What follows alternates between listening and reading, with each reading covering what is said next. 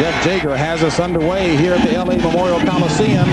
From the 2, it's Mazio Royster from USC, and he slips and is dropped inside the 10. So the Buccaneers will get started first as Craig Erickson will be at the helm. 14 touchdowns, 4th in the NFC, but he has thrown 17 interceptions. The offensive line will have to do a job today. It will be sorely tested by a very good defensive line of the Raiders. Paul Gruber, the leader amongst that group. And Curtis Buckley, a starter at wide receiver for the Tampa Bay Buccaneers. Reggie Cobb will certainly have to do the job on the ground. Curtis Buckley, and purely to block, this is going to be a running play off the left side. Double team on the tackle. Try and break the ball right here on the left side of the screen. On the ground. And Cobb ahead for maybe 1 yard. Reggie Cobb, who was injured several games ago against the Atlanta Falcons, looking to regain his form. Buckley right off the bat. What they want to do is be physical. Going against Derek Hoskins right here is just coming to block somebody. Sam White wants him in here just to get physical. They want to establish the physicalness of this game. They're already fighting. This is going to be a good football game. Nice and physical. I like to see it. What better way to treat a bully than to be a bully with him? 2nd and 9 for the Buccaneers. Opening drive. Dave Moore in motion. On the ground again. And maybe a yard as Cobb was the ball carrier again. And again, that Raiders defense, a very strong group. As a matter of fact, ranked 2nd in the National Football League. Greg Townsend, Nolan Harrison, Chester McLaughlin, and the ageless wonder, Howie Long, who's having a sensational season. Linebacking core, Winston Moss and Aaron Wallace on the corners. Joe Kelly, the middle linebacker. And a secondary that's one of the fastest in the league, Dennis. Very good, very talented secondary here, James. This will be a challenge for Craig Erickson to get the ball to his quarterbacks going against his secondary. 3rd and 8. And way ahead of things, Chester McLaughlin. The good thing about Craig Erickson, he's a young quarterback, but he plays like an older quarterback. He does the play fakes. He's got a very good hard count. Defense, number 91, contact prior to the snap. 5-yard penalty, still 3rd down. And that was Chester McLaughlin. Our referee today is Dick Hantack, and McLaughlin certainly doesn't need any additional advantage. As a matter of fact, Bruce Reimers of the Bucs says this guy McLaughlin has the entire package to be awesome. Chester McLaughlin, he's got the speed, he's got strength. He's a #1 draft choice from 2 years ago. Very, very talented football player. He will be a factor in today's game. The penalty makes it 3rd and 3. This is Workman in motion. Erickson back to pass with a little time. Complete to Workman. Enough for the 1st down. So Vince Workman showing his hands as he hauls in the pass for the 1st down. Aaron Wallace on the tackle, but a 7-yard pass play from Erickson to Workman.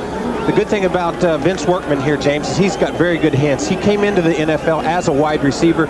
The Tampa Bay Buccaneers have shifted him to a running back because they like to get him out of the backfield and use his hands. Very talented. As well, he can line up in the backfield and shift out to a wide receiver. This is something we could see in today's ballgame. Rudy Harris in the backfield for the Tampa Bay Buccaneers. 1st and 10. Ball at the 24. On the ground. And check it, making Reggie Cobb the ball carrier. Rudy Harris was blocking for him. Nice job by Greg Townsend. Good penetration here. Penetration kills. Whenever you get a defensive lineman to get upfield, that makes the blocking guard, the person that's coming out to block that defensive line, he's got to get upfield as well. It's not what Tampa Bay would like to see. They'd like to be able to kick him out or to hook him and get that ball bounced to the outside. And Tampa Bay also would not like to see this, a loss of 3 on the play, bringing up a 2nd and 13. Easier said than done. No doubt about it. Dave Moore in motion, the big tight end. Erickson back to pass. Low pass to Cobb, but he caught it anyway. And Cobb, that is, regaining only about 3 of those yards. San Diego ahead of Kansas City early in that one. That's good news for Raider fans indeed.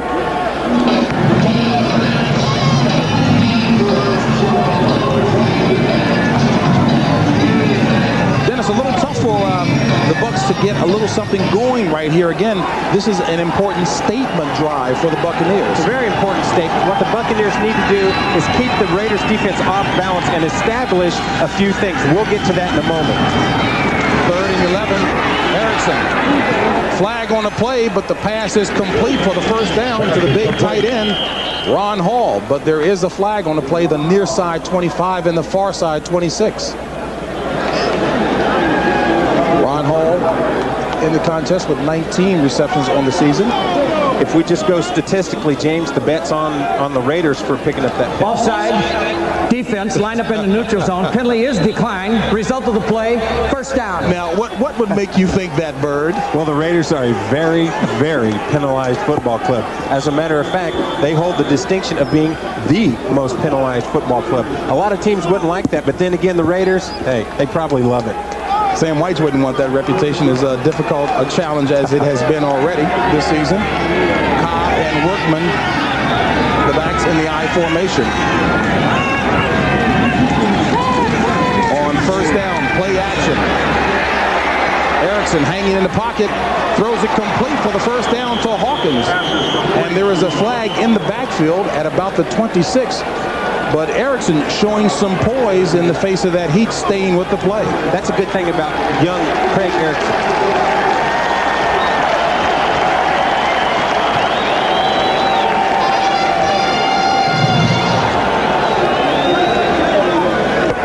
Holding. Offense, number 62. 10-yard penalty. Repeat the down. First down. That's on Ian Beckles, a fourth-year player out of Indiana. I've always been impressed with Ian Beckles, James. I've played football against him. I find him a very powerful, very stout offensive guard. However, whenever you're playing against this defensive line, you do what you have to do. On that play, he just pulled the defensive lineman down. Now, that's a term I've heard you use, a football term, stout. Oh, and he is stout. He's not much taller than a fire plug, but he's harder to move. As a result of the penalty, 1st and 20, Erickson under pressure.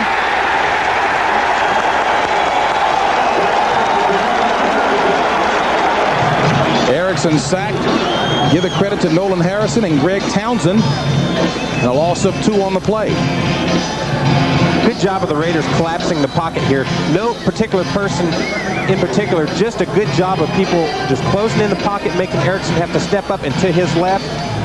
Greg Townsend sets there along with Harrison to pick up the garbage sack. 2nd and 21 for the Bucs, who can't get on track from this part of the field on the opening possession.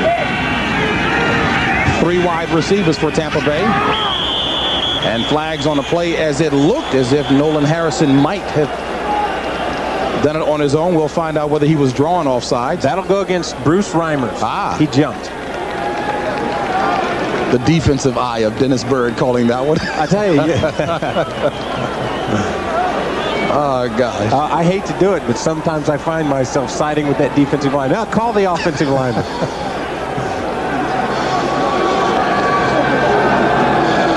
Well, Dick Hantag has been very busy in the opening few moments here. Ball start. Offense, number 66. 5-yard penalty. Still second down. Yep, your eye is still good. It still works. Are they? Well, Dennis, not unusual for Tampa to experience difficulty on its opening possession of the ball game. Once again, Tampa Bay exhibiting that futility on the opening drive. Look at Tampa Bay. On their opening drive, they're over here. They don't do very well. The Los Angeles Raiders over here, a very good. Number 1 in the league for the Los Angeles Raiders on first possession. Last in the league on first possession for Tampa Bay. Tampa still stuck at the 20. 2nd and 26 as Sam White just hoping to get something going here. 4 wide receivers in. Ron Hall in motion. Erickson incomplete. Horace Copeland was the intended receiver, and he was about 4 yards shy as he completed his route 4 yards shy of the first down marker. Defending there, Terry McDaniel, and McDaniel certainly the possessor of very good speed. Terry McDaniel's a fantastic athlete. He's an all-pro. He's an all-pro safety, and it also helps whenever Copeland falls to the ground. Now, watch Horace Copeland at the top of the screen fall down and ruin the timing of the pass. But good recovery on his part. Getting up. 3rd and 26. Nickerson out of the shotgun to Workman. And Workman run out of bounds at the 25. Tampa needing to get all the way up to the 46 for the first down. Lionel Washington running them out of bounds. And you heard Sam White screaming and hollering, hey, wait a minute, they're hitting my guys out of bounds. James, this is going to be a very physical football game. Up here in the booth, we can hear the hits.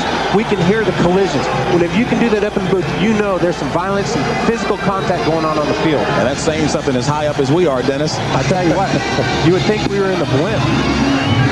Tim Brown awaiting this Dan Straczynski punt. Tim Brown had a 74-yard return last week for a touchdown against Seattle. Timmy Brown being pushed back and out of bounds at about the 27. So the Raiders will get their first opportunity after that 47-yard punt when we come back. Tampa Bay is staying consistent, coming away empty-handed on its first possession. No score here at the LA Memorial Coliseum between the Tampa Bay Buccaneers and the Los Angeles Raiders. Jeff Hostetler at the helm, the leading rusher in the starting backfield for the Raiders, and he'll be operating behind a line with 15-year vet Max Montoya, who's played in 207 league games. Backs and receivers, Tim Brown having his finest season. Nick Bell will have to do the job on the ground. First and 10 for LA out of the eye. And on the ground up to the 30 for about a 2-yard gain. Big Nick Bell will bring up a 2nd and 8. The Tampa defense looking to rise to the challenge, ranked 22nd in the National Football League, has a young but talented defensive line. Santana Dotson and Mark Wheeler back in the start. Hardy Nickerson, 175 tackles. He is leading the charge in tackles. And a defensive secondary that will be tested and gets his first test right here. But it's complete for the first down.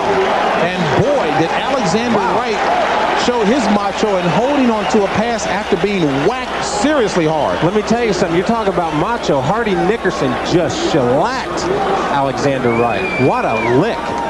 15-yard pass play, and the Raiders showing a no-huddle, giving the Buccaneers a little taste of their own medicine. First and 10, the pitch to Bell. And Bell ahead for only one. Tackled by Martin Mayhew. Art Shell, the big man on the sidelines for the Raiders.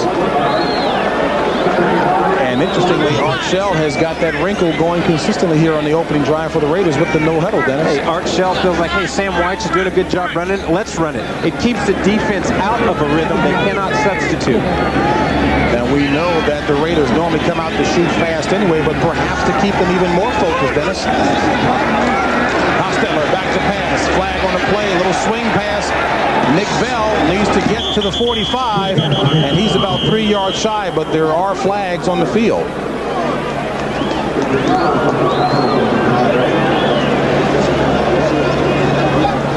And Sean Price was applying a little pressure that time.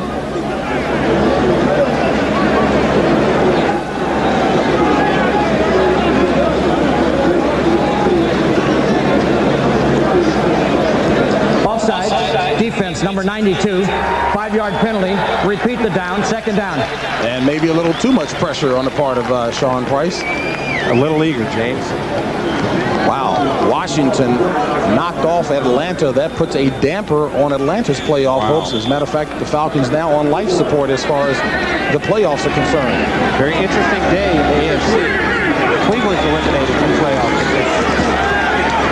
Hostetler drills it complete to Tim Brown for the first down. A rocket delivered by Jeff Hostetler. Now, Dennis, I thought this guy was supposed to have a weak arm, Jeff Hostetler. I'll tell you, that is not the case. People label Jeff Hostetler with not having a strong arm. That is not the case. With the New York Giants, that's where he got the reputation. They run a very conservative ball control offense, short passing routes.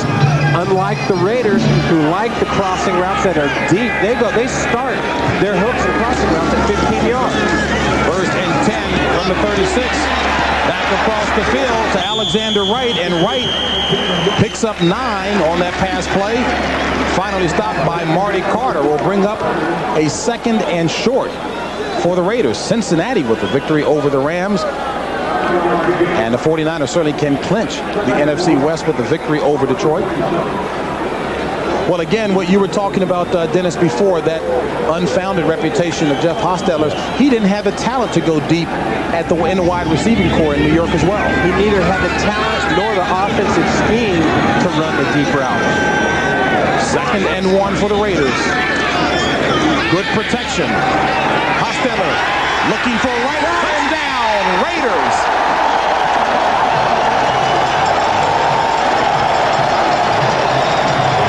Alexander Wright hauling in his 3rd touchdown of the season, beating Martin Mayhew. Absolutely undeterred on this entire drive, the Los Angeles Raiders move the ball downfield and get a touchdown.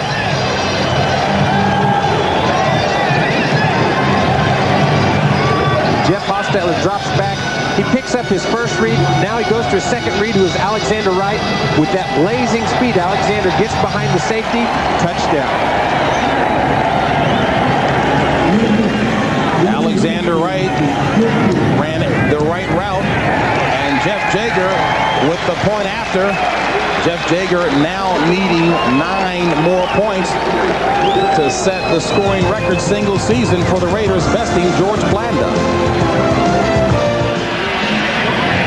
You're looking at Alexander Wright, key man for the Raiders in that drive. The Raiders on top 7-zip with 5:20 left in the first quarter. Jeff Hostetler was 4 of 4 for 64 yards. 3 of those receptions went to Alexander Wright. Total of 51 yards and the touchdown. 27-yard pass play. Jager high but short. From the 14 was Mazio Royster, banged out of bounds, shy of the 20. Mark it at about the 19. One more look at the touchdown. Alexander Wright in the slot going against Martin Mayhew, the safety. No deception, no trickery. This is just pure speed by Alexander Wright. Take a look at this. Just runs by Martin Mayhew. That's exhibiting that tremendous talent, tremendous speed that the Raiders have. Gets behind the safety, 3 deep, touchdown. And it's amazing when you saw that the corners were off about 10 yards on the Raiders' wide receivers. Very deep. First and 10. Erickson under pressure. Howie Long had him first. Nolan Harrison finished up. Second sack of the afternoon suffered by Craig Erickson.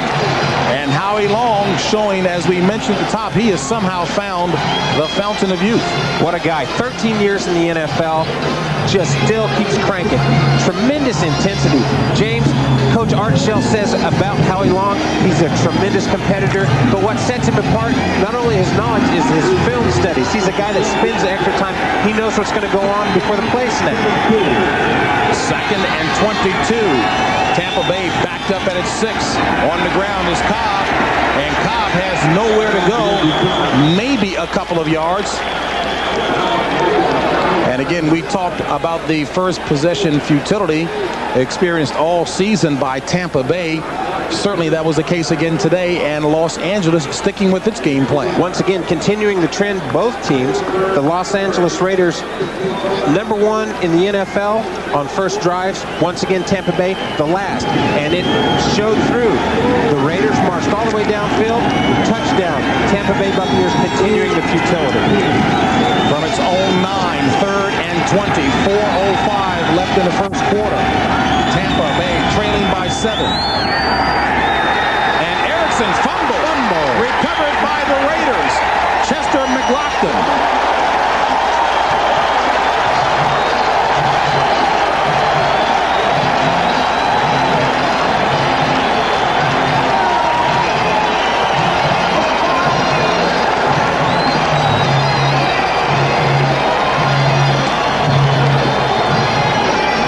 A ground view, Greg Townsend coming from the right side, gets around the back. From the left side, gets around the back, just gets a hand on the football right there, knocks it loose, and Chester McLaughlin picks up the fumble. Excellent job by McLaughlin. I tell you, James, once again, it's just that ferocious pressure that front four can put up there. 1st and goal at the 5.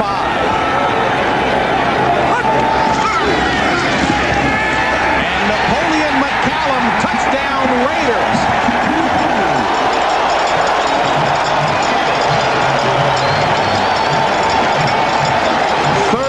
rushing touchdown of the season for Napoleon McCallum, and the right side of that offensive line continuing to do the job. Al Davis obviously very pleased in the early going. Napoleon McCallum's just going to take the ball on a lead off the right-hand side. He's going to read that block there, comes underneath. Napoleon McCallum's going to take the ball underneath. That's just simple, basic football the Raiders have established. McCallum first game back since an appendectomy Thanksgiving, and what a comeback as Jeff Jager with his second point after inches closer. One more look at the touchdown from the end zone view. Napoleon McCallum is just going to stretch this defense, then cut the ball back where he sees daylight. Poor tackling by the Tampa Bay Buccaneers. Well, you heard me before the commercial break mention Napoleon McCallum had appendectomy performed November 27th, first game back, and really comes back in strong fashion. Jager high and short again, this time to the left. From the 11, it's Mazio Royster, and Royster across the 20 to about the 23-yard line, so it'll be first and 10 from about the 23 for Tampa Bay. Take one more look at the sack coming from the left side of the screen. Will be Greg Townsend right over here. Does a good job. Watch the club back inside. Just throws the offensive tackle out of the way, knocks the ball out. Greg Townsend gets the sack and a forced fumble. Chester McLaughlin picks it up, gets credit for the fumble recovery.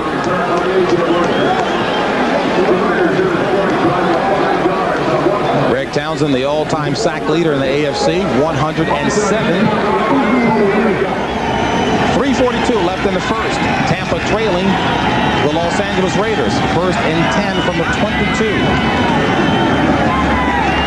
Erickson drills it complete. An excellent, no, they call it incomplete. An excellent adjustment made on the part of Courtney Hawkins, who had to twist around to try to haul in that low pass on his backside. You know, we saw a little bit of a look at Lionel Washington. Along with Terry McDaniels, they have 17 years of combined experience between the two of them. That's a nice, older, experienced secondary in there, James. Very talented unit. As we mentioned at the top of the broadcast, they're the #1 defense against the pass.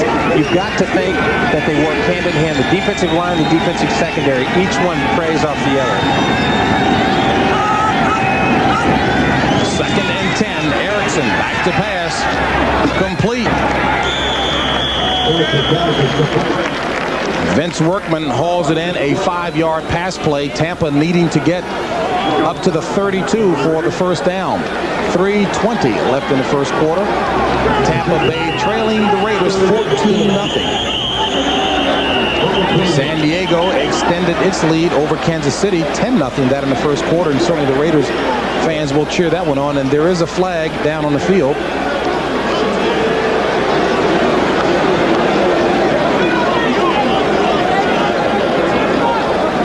Lionel Washington being tended to on the side, looks like, in the hip area.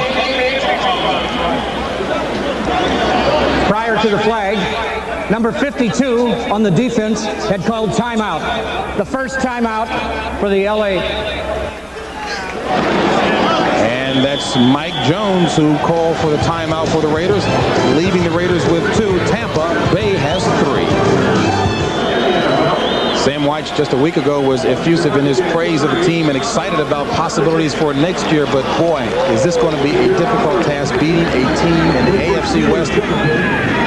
Tell you, you talk about mission impossible. They've lost 9 straight against the AFC West, 19 straight against these teams from California. Wow, talk about utility. On 3rd and 4, the draw, and that's going to be close. A late flag thrown on the play.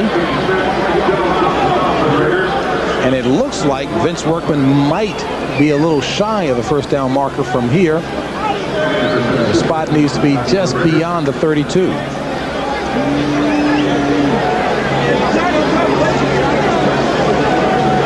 Now what Tampa Bay is doing here, James, they ran a draw play there on a situation that looked like it'd be a pass. Foul. Defense, unnecessary roughness, number 46. 15-yard penalty tacked onto the end of the run. First down. That against Torin Doran, and that sounds like an old Raider penalty. Unnecessary roughness. I think that's kind of one that fits in. I would venture a guess that a very, very high percentage of their penalties are personal fouls. And we take a look at Lionel Washington being tended to. not certain about his return. What was it against Springfield? On first down, Reggie Cobb spinning his way down to about the 45 of the Raiders. A 7-yard run by Reggie Cobb. Back to the mission impossible. The Buccaneers have lost 19 straight games on the road against AFC teams. That's unheard of, James. That's something you've got to fix. That whenever you're playing against an AFC football club, you've got to win some of these games. Well, that's certainly symptomatic of the kind of futility that Tampa Bay has experienced over the last 10 seasons, Dennis. 2nd and 4. Ball spotted at the 46 of the Raiders. Long count by Craig Erickson. On the ground, and Cobb inside the 45 to about the 44. Tampa Bay looking to get to the 42 for another first down with 2:03 left in the first quarter play and trailing the Raiders 14-zip. Reggie Cobb, a nice, powerful running back. He's kind of a bit nicked up. He's got some turf toe. He had a knee injury earlier in the year. He's coming back. Ian Beckles, Dennis, the injured offensive lineman for the Tampa Bay Buccaneers down on the ground. The guy that you said you like so very much. As we look at finals from around the National Football League, Minnesota knocks off Green Bay, and Green Bay continues to slip in the playoff chase. Atlanta again on life support relative to its playoff hopes, losing to Washington today, having never won at RFK. And Charles McCray replaces Ian Beckles at right guard. On third down, Erickson sacked again, third sack of the afternoon by the Raiders. Credit this one to Chester McLaughlin. Smothering pass rush. I tell you what, the Raiders front four. We're taking a look at Chester McLaughlin right here in the center of the screen. Watch this power move. Comes around. That's a nose tackle stunt. Just comes in there and dives and knifes in at the legs of Erickson. Nothing Erickson can do but go down. Chester McLaughlin picking up his 7th sack of the season. The Raiders came into the contest second in the AFC with 38. They have 41 now. Tim Brown awaiting this Straczynski punt. Oh! And there is a flag on the play as Straczynski hits the ground as he was run into by Aaron Wallace. Well, that'll be a personal foul against the Raiders. Aaron Wallace just comes through and just pelts the punter. Straczynski takes a shot. So the question, that's the question, whether it's 5 or 15 now, Dennis. So let's see. I don't know. Certainly it looks like it might be of the 5-yard variety to me. Yeah, running into the kicker as opposed to roughing the kicker. This appears to be a 5-yard penalty. Foul on the defensive team, running into the kicker. We have a personal foul on the kicking team after the kick, unnecessary roughness. Penalties are offset. Replay, 4th down. So Dick Hantak had a bit more information to massage in rendering that decision. All of that for nothing. Aaron Wallace breathing a sigh of relief. Yeah, no doubt about it. How would you like to go in and hear a nice little chewing out from Art Shell? I tell you, I would pass on that. Absolutely. Called in sick that day. Don't you wish? 1:13 left in the first quarter. Tampa Bay trailing the Raiders by 14. So Tim Brown back near his own 13, awaiting Dan Straczynski's punt. Let it go, let it go, let it go! And you heard Tim Brown's teammates yelling at him to let it go. Wisely so. So the Raiders will start at the 20. A 52-yard punt by Dan Straczynski, and Timmy Brown following the advice of his teammates. You know, there's a rule there, James, that many people don't know about. Punt returners are forbidden to return that punt from inside the 10-yard line. They just let it go. The chances of the ball bouncing and then going into the end zone are far greater than the opportunity that you would have to catch the ball and bring it out. The theory is that you're playing for the field position, get the ball at the 20 instead of getting tackled around the 9 or 10. Sound thinking. So 1st and 10, Los Angeles from its own 20. Alexander Wright to the far side. Bell the back. Bell the ball carrier. And And Nick Bell gets it up to about the 23, a gain of 3. Right now, we'll swing it back east to New York and Greg Gumbel. All right, JB, and we'll swing you out to the Silverdome. Steve Young, his 3rd touchdown pass of the day. Watch Jerry Rice. Makes the catch. His knees never touch. 80 yards, 21-3, 49ers. Early second quarter, JB. All right, Greg, and here in Los Angeles, the Raiders lead at 14-0 over Tampa Bay. Jeff Hostetler back to pass. Batted down by Hardy Nickerson, who would love to have picked that one off. Hardy Nickerson back here in his hometown of Los Angeles, having attended Bourbon Day High School. Said he had to spend money on close to 55 tickets. I think that's a pretty expensive proposition. That's definitely an expensive proposition. We were talking around $30 for a ticket, and Hardy's got to buy those tickets. I tell you what, that's a pretty penny there. Hardy Nickerson has family and friends and his high school coach here as well. And well, he certainly has made everyone proud. And again, we've talked about this so often. Here is one guy who has brought a serious work ethic and intensity to this Tampa Bay defense. Fantastic work ethic and a great guy, too. On 3rd and 8, Hostetler still with time, dumps it across the middle. Shy of the first down. The Raiders needed to get to the 30. And Wright is going to be shy about a yard. Tampa Bay Buccaneers all year, James, have just been short of those big plays. They needed to get that interception by Hardy Nickerson. And short in this first quarter, Dennis, by 14 points. That's the end of the first quarter with the score. The Raiders lead it 14-0 over Tampa Bay. Back here for the start of the second stanza. Tampa Bay trailing the Raiders 14-0. And Dennis, I guess if we had to put a headline on that first quarter, Tampa Bay tried to establish a bully-like mentality in the first quarter, but they're trying to do that against the Raiders. They wanted to come out with Buckley. They wanted to establish the fact that they can be a physical football team. Sam Weiss wanted them to punish some guys, but hey, they're trying to do this in one game. This is something that the Raiders have done for years and years, is punish people. So, you know, you got to do a little bit better than what they've been doing so far. And again, to embellish that, Sam White knew that the Raiders would be talking trash and having the experienced older guys trying to bully them around, wanting his guys to step up to the table.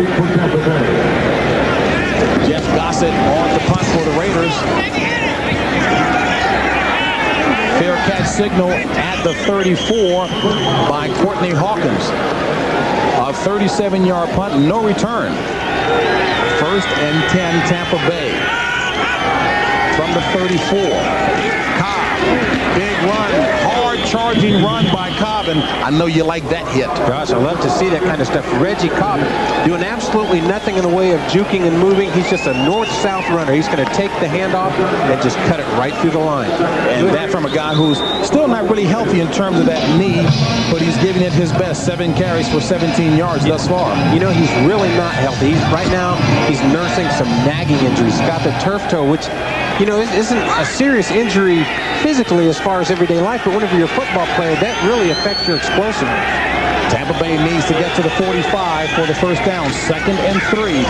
Cobb picking his way, has the first down. Good second effort by Reggie Cobb as he picks up 4 yards on the play, tackled by the combination of Winston Moss and Aaron Wallace. That's the old drill there whenever you see football players running through the tires. You know, they keep their feet pumping and their legs going. Reggie Cobb had to do that there. There were bodies laying all over the place. He was having to jump over people and high step. Did a good job getting the first down. Cobb and Workman, the split backs. This is Workman in motion. Play action. Didn't fool anybody as Erickson throws it away.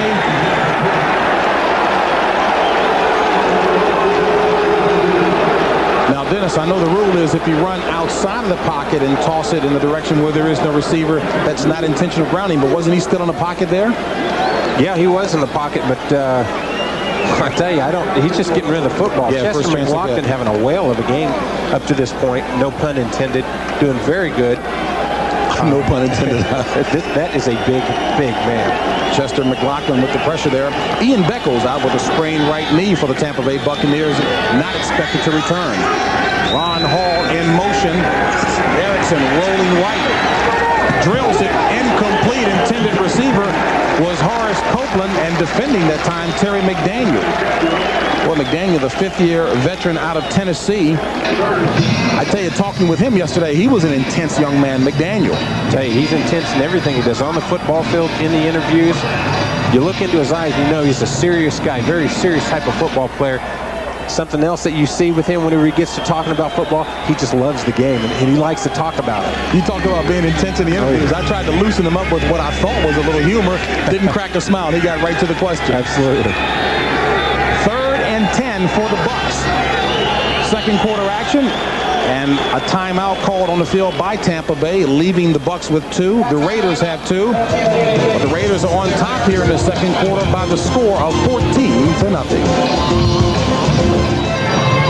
Tampa Bay having a difficult time with the Los Angeles Raiders. Jeff Hostetler looking impressive numbers-wise in the early going, but Craig Erickson, well, Tampa Bay knew that Erickson would be up under pressure, but my gosh, 4 times to be sacked here, and we're not even through the halfway point of the second quarter. 17 and a half minutes, he's been sacked 4 times. Goodness grief, you've got to give the guy some pressure to set back there. We knew coming into the football game that he was going to be under a tremendous amount of pressure, but 4 sacks, it's going to be a long day. Now, what do you do against an intimidating team like the Raiders? What can Tampa Bay do? What kind of weapons does it have? Well, what they've got to establish is some sort of a running game. We'll find out if Tampa Bay can get that going. 3rd and 10. Wilson in motion. Erickson to pass.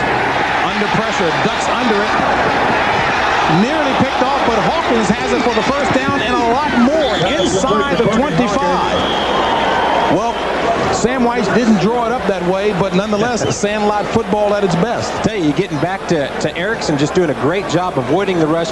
He ducked under what looked to be Greg Townsend's pass rush here from the right side of your screen and gets the ball off. I tell you, watch this scramble right there. Greg Townsend just misses him, and Erickson under tremendous pressure gets the ball off.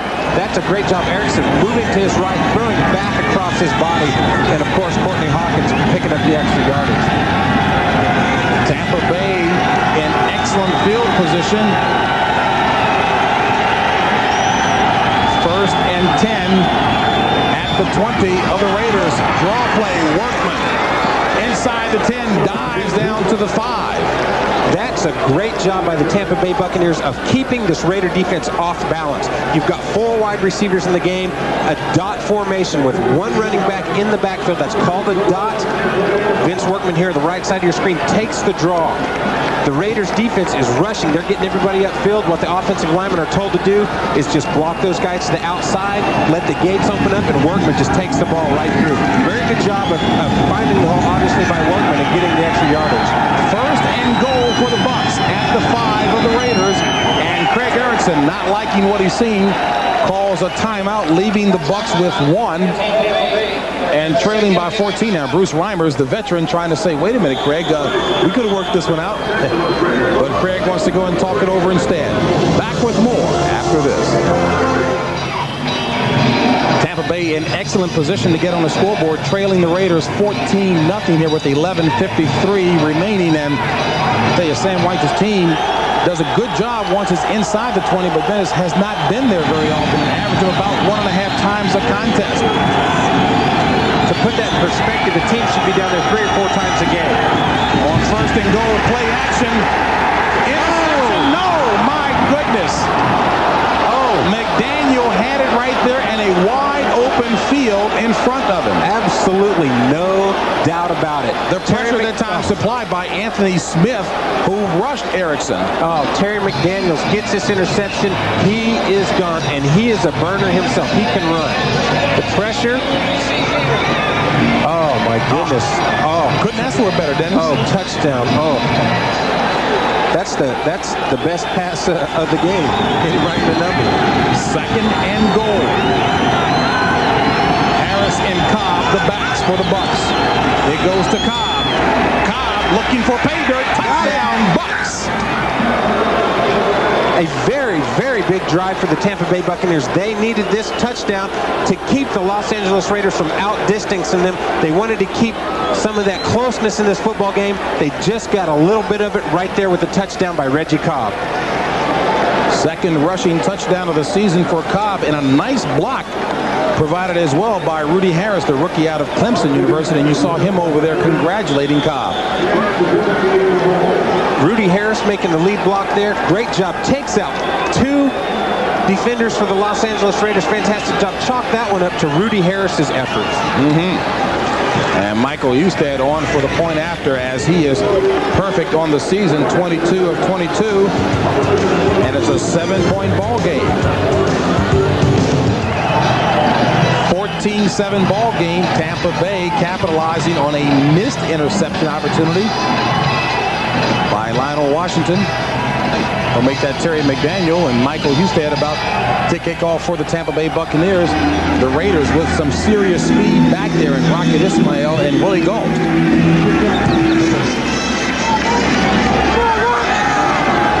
And Rocket 5 yards back will decide to down it and bring it out to the 21st and 10 from the 20 for the Raiders. One more look at the touchdown, James. Bruce Reimers, the left offensive guard, is going to make the kick-out block on Lionel Washington. Rudy Harris is going to make the seal block on the inside on the linebacker and strong safety, and Reggie Cobb's going to take the ball right into the gap for a touchdown. This is very good play calling by coaches, very good schematic plan. Rudy Harris does a great job. He actually takes out 3 defenders. Fantastic job. Reggie Cobb just waltzes into the end zone.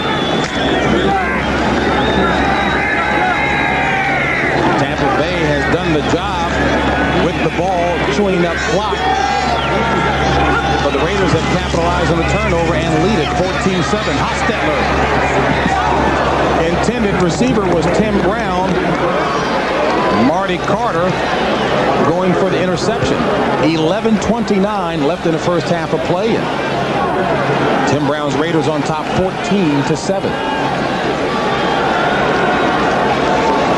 Another case, James, of the Los Angeles Raiders relaxing a little bit, letting their guard down. They've had problems with that the entire season. Since the opening game, they've won all their games by no more than a total of 5 points. And Art Shell indicated that, Dennis, when he said our team cannot handle prosperity during the game when we're up. Come on, Nick! On the ground, Nick Bell. And the big back ahead for maybe 2 yards as a horde of orange and white is there for the stop. Floyd Peters doing his best to get that defense fired up, and you've always liked Floyd Peters as a defensive guru. I always have liked him. I ran his defensive system under his assistant at the New York Jets. Of course, Pete Carroll was the defensive coordinator for the Jets, but it's the same system. I've always liked it.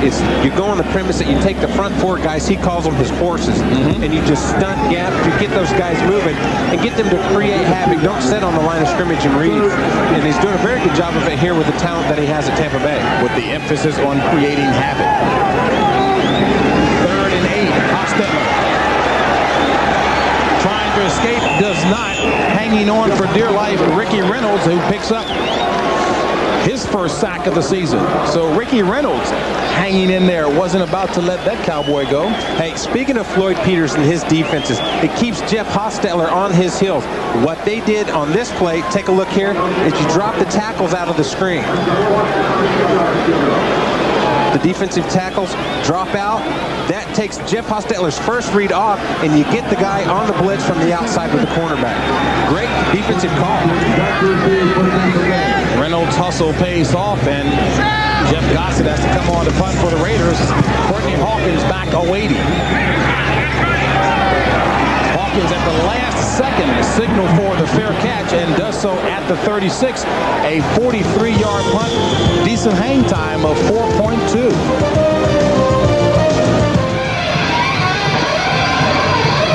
Steve Wisniewski being talked to on the sidelines there, along with Gerald Perry.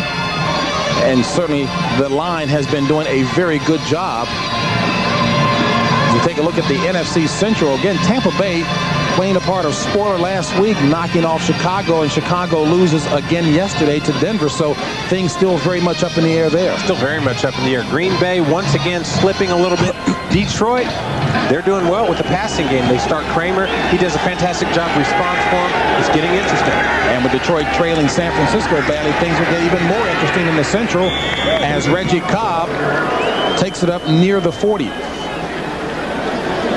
Craig Erickson, I guess, in all fairness, Sam White was indicating that Craig Erickson is still writing his own script in terms of what role or how significant a role Craig Erickson, will play with the team next year. Well, whenever Sam White is talking about that, he's talking about what the Tampa Bay Buccaneers will do in the draft this season with their picks that they pick up. 2nd and 6. And it looks like the entire defensive line of the Raiders comes through. I tell you, that's one team you don't want to really kind of fake with anything because they'll come hard. I tell you what, whenever the quarterback says, I'm going to use a hard count, the offensive lineman, oh, no. We're going to get pelted. And, the offensive lineman, he's got to sit there. Those guys, the defensive linemen just come off it and shellac him. There's nothing they can do about it. We'll have to wait to see what happens. I'm not sure if that was McCray or Reimers that bobbed a little bit that time. Speaking of Reimers was, well, actually, he had the right attitude, and we'll expand on that in a second, but Reimers thought that he would be rotating with Charles McCray because Reimers has a bad left ankle. False start. Offense, number 66. 5-yard penalty. Still 2nd down. And that was Reimers. But again, expound on that. Reimers thought that he would be rotating today, Dennis. Well, Tampa Bay moves offensive guards and tackles in and out of the football game to keep them fresh. Bruce Reimers was hoping that he would go back in and out with Ian Beckles. Well, Beckles is down, so now Reimers has got to play the entire game. He could wear down as the game goes on with that injury. 2nd and 11 for Tampa Bay. 9:18 left in the half. Tampa Bay trailing by 7. Erickson drills it complete to Workman, who has the first down up near midfield. Vince Workman finally brought down by Winston Moss, the ex-Tampa Bay Buccaneer. Tell you, we've talked about this earlier in the season. If Tampa Bay could just hold that talent that they've had there in Tampa, they would be fantastic. A lot of guys have gone around the league from Tampa Bay. The Raiders running twists, that's ETs, tackles and switching spots, and the Buccaneers offensive line did a good job of picking them up. 1st and 10 from the 49. Horace Copeland in motion. Lionel Washington following him on the ground. And across midfield goes Reggie Cobb. A gain of maybe about 3. And Tampa Bay still doing a good job. And again, Dennis, as you mentioned before, attempting to establish a ground game to keep that defense of the Raiders off balance. Well, that's something that they have to do. They've got to get that rushing game going so the Los Angeles Raiders defensive front guys don't just get to tee off every play. They've got to play the run and the pass.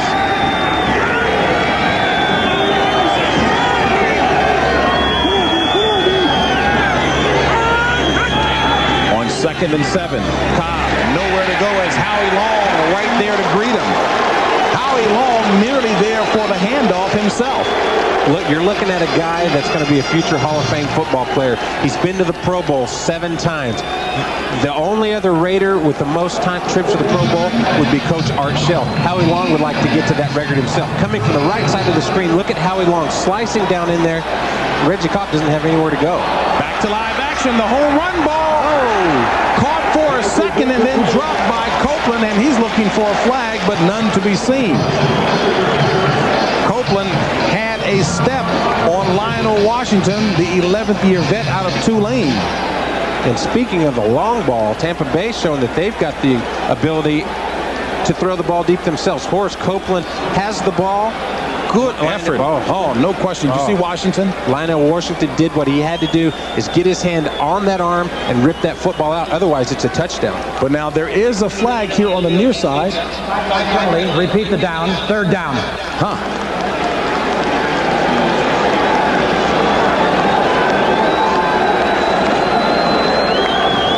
And it appeared as if I couldn't quite hear him. Too many men on the field for the Raiders. That is, in fact, what the call was. So a 5-yard penalty will bring up a 3rd and 6. Tampa Bay looking to get to the 41 for the first down. Pro set. Erickson to pass. Drills it low. Caught. No. Pass a little too low for Vince Workman to hold. And Workman had run the route for the first down, but couldn't hold on to it. Workman, the man that they're counting on catching the football and rolling out of that backfield. Erickson doing a good job just keeping from getting sacked. Throws the ball just a little bit too low. Workman can't hang on to it. So Dan Straczynski will come on for his third punt of the afternoon. 7:25 left in the first half. Tampa Bay trailing 14-7. Tim Brown, the dangerous Tim Brown, back at his own 13. Nice job by Straczynski high. And Tim Brown has to signal for the fair catch at the 24. So it'll be 1st and 10 for the Raiders at their own 24. A 24-yard punt. But the most important thing, a 4.6 hang time. So we take a look at scores from earlier. Boy, Miami just has problems with Buffalo at home in Miami. I tell you, that's traditionally they've just not been able to beat Buffalo whenever they're at home. Buffalo, however, you got to give them credit. Everybody's talking about how the Bills are slipping, how they're slipping, but they're still beating people. They're still winning good football games. And the Oilers clinched the AFC Central Division with that victory over Pittsburgh. Oilers are for real 9 straight victories, and New England picking up a win. 1st and 10 on the ground. Come on, Randy. Come on now. And Randy Jordan was the ball carrier that time, the rookie out of North Carolina. Coming into the game, Tampa Bay was very pleased to know that Greg Robinson, the outstanding rookie back for the Raiders, would not be playing because he has really put up some very impressive numbers in short duty this season. Greg Robinson coming in before his injury. He was the leading rookie rusher of all AFC running backs. Of course, the Raiders running game slowed a little bit by that loss. Napoleon McCallum just now coming back boosts that a little bit. Gain of only a yard, 2nd and 9. Hostetler with time, complete for the first down. James Jett up near midfield. The rookie out of West Virginia. You know, folks talk about Alexander Wright being the NFL's fastest man. They say this guy, Jett, could take that title any day. They say James Jett is the fastest guy, hands down, on this football club, which makes it a pretty good bet that he's the fastest guy in the NFL. Something that the Raiders haven't done yet, they haven't run a lot of the seam routes, a lot of the streak routes on the outside getting up the sidelines. I would expect to see a little bit more of that from here on out. Out of the I formation, play action, Hostetler with time, complete to Ethan Horton. And Horton, who has a birthday today, 31 years of age, hauls in an 8-yard pass from Jeff Hostetler. Speaking of those long routes, that was Jeff Hostetler's first choice, was to he looked to the right sideline to pick up the deep ball. It wasn't there, so he checked it down to Horton. 5:35 and counting left in the first half. Raiders marching, ball at the 44 of Tampa Bay. 2nd and 2. The pitch to Jordan. And Jordan looks to be very close. We'll see where the spot is.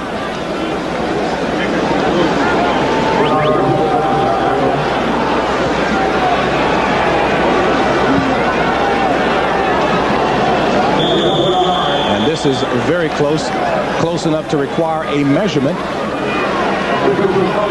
as the officials signal for a timeout down on the field. 4:57 left in the first half. The 4-9 Buccaneers trying to improve their record. The Raiders trying to stay right in the thick of the playoff chase, a record of 8-5. Taking a good look at that Raiders offensive line there.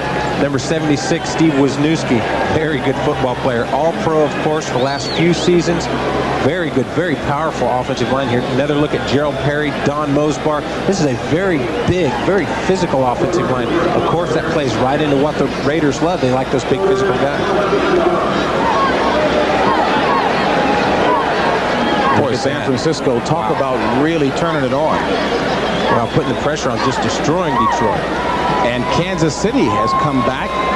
Had been trailing 10-0 to San Diego. Now a 17-14 ball game there. As we see clips of that, it's been a very, very physical game. Montana has taken a lot of shots. There have been a lot of roughhouse, a lot of fighting in that football game. 3rd and short for the Raiders.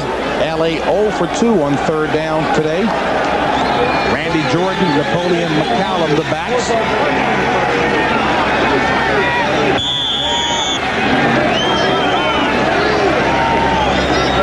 McCallum, the tailback in the eye. 3rd and 1, call it. McCallum, the ball carrier, has the first down, and there is a flag on the play.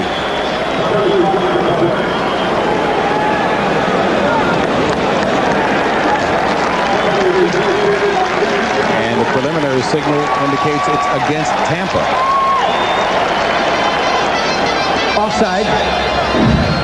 Defense, number 23, 5-yard penalty, first down. That was on Marty Carter, 3rd-year player out of Middle Tennessee State.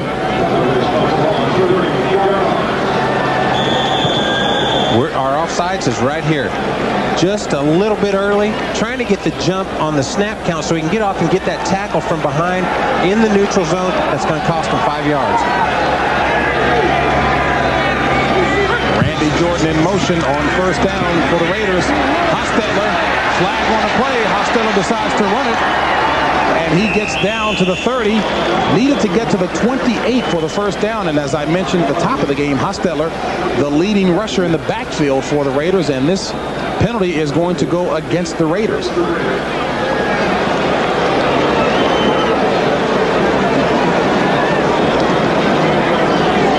Holding. Offense, number 65, 10-yard penalty, repeat the down, first down. And that's against the wily veteran, Max Montoya. And again, Dennis would just make the point, coming into the contest today, the Raiders significantly ahead of everyone in terms of number of penalties and yardage. 1,000 yards. Wow. 1,000 yards. James, as we mentioned earlier, take and convert that into yards going the other way, not penalties, but production yards. It'd be a totally different story. You'd have more points on the board if you didn't have so many penalties. Jet to the near side, 1st and 20 for the Raiders. Ball at the 48 of Tampa Bay. Nowhere. Nice read of that play. Give the credit to Bernard Wilson, first-year player out of Tennessee State, who stayed with that one. A loss of 2 on the play. And again, Dennis, we talked about Tampa Bay being ranked 22nd in defense, but some pretty good young talent there that Floyd Peters is molding. Some very good young talent. The defensive line is a very good asset to this football team. Wilson, coming on, is a very good football player. He's been nicked up, beat up a little bit, but a very good football player. They're glad to have him back in the lineup. He's playing very well for them, as he just showed. 2nd and 22. Hostetler drilling it deep, complete. And about 4 yards shy of the first down marker, but Rocket Ismail hauls it in. People make the point that Jeff Hostetler does not have a powerful arm. That's a very powerful throw. Look at this, a frozen rope, and watch the leap on the catch. Rocket just going up. Look at that. Wow, what a vertical. Talk about an athlete. Took a couple of good lifts. Yeah, no kidding. By the way. Including Nickerson coming in at the head, but Ismail certainly braced himself. An 18-yard pass play brings up a 3rd and 4. Ball spotted at the 32 of Tampa Bay. Hostetler, good protection this time. Nice. No flag on the play. Ball intended for Ethan Horton, and Roger Jones did a nice job of defending on that one.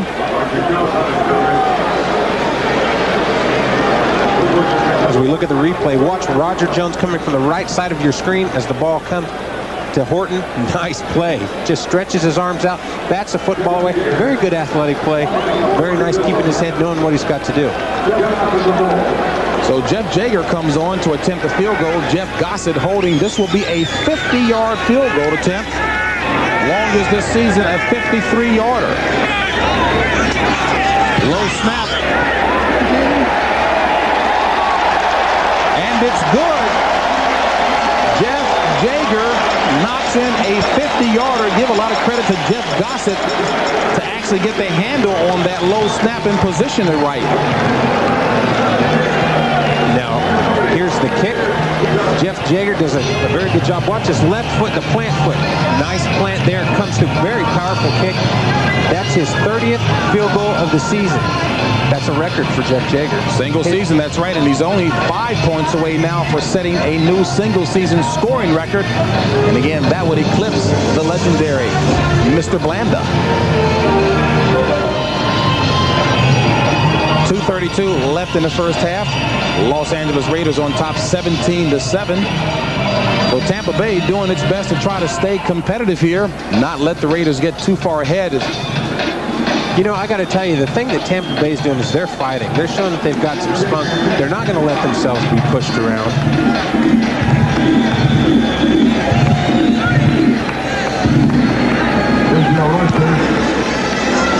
And Jager pushes Charles Wilson 5 yards deep in the end zone, make it 8 yards deep, and he downs it. So it'll be 1st and 10 for the Tampa Bay Buccaneers at the 20 with 2:26 left in the first half. Second quarter's the second best scoring quarter for the Tampa Bay Buccaneers, but not a lot of points. We're talking about 51 points aggregate coming into today's game. Take a look at the numbers for Craig Erickson, and again, on balance, you've been pretty favorably impressed with Craig Erickson. I think he's done a very good job of showing his poise, in particular in this football game.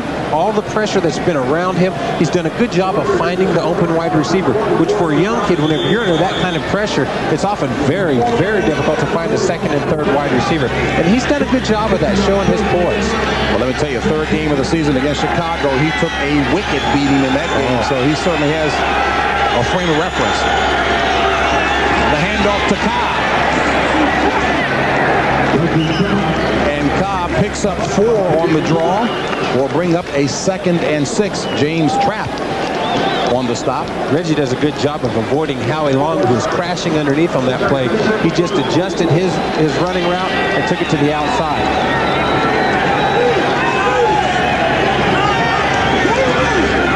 Erickson back to pass on 2nd down. A low pass again. Intended receiver was Vince Workman. And again, Erickson plagued with low throws to Mr. Workman. As we are at the 2-minute warning of the first half. Raiders leading Tampa Bay 17-7. 1:50 left in the first half. Tampa Bay trailing 17-7. And Craig Erickson, we talked about that last incomplete low throw to Vince Workman. He's been under some serious pressure today. Well, James, he's taken more sacks and more hurries on the ball than he's made completions. 7. There it is. Yeah. And number 7 is operating out of the shotgun. 1 timeout left in the first half here for Tampa Bay. 2 for the Raiders. On 3rd and 6, Erickson. Incomplete. There is a flag on the far side, 28. The intended receiver was Charles Wilson.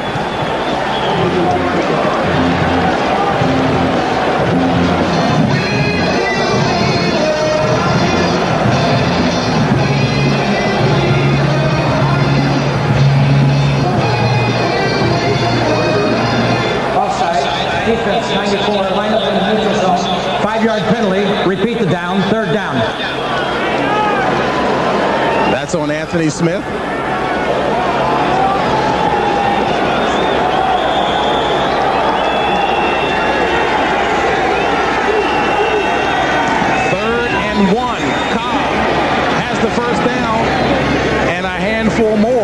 As Cobb finally stopped by Aaron Wallace, a gain of 6 on the play, 140 and counting left here in the first half of play.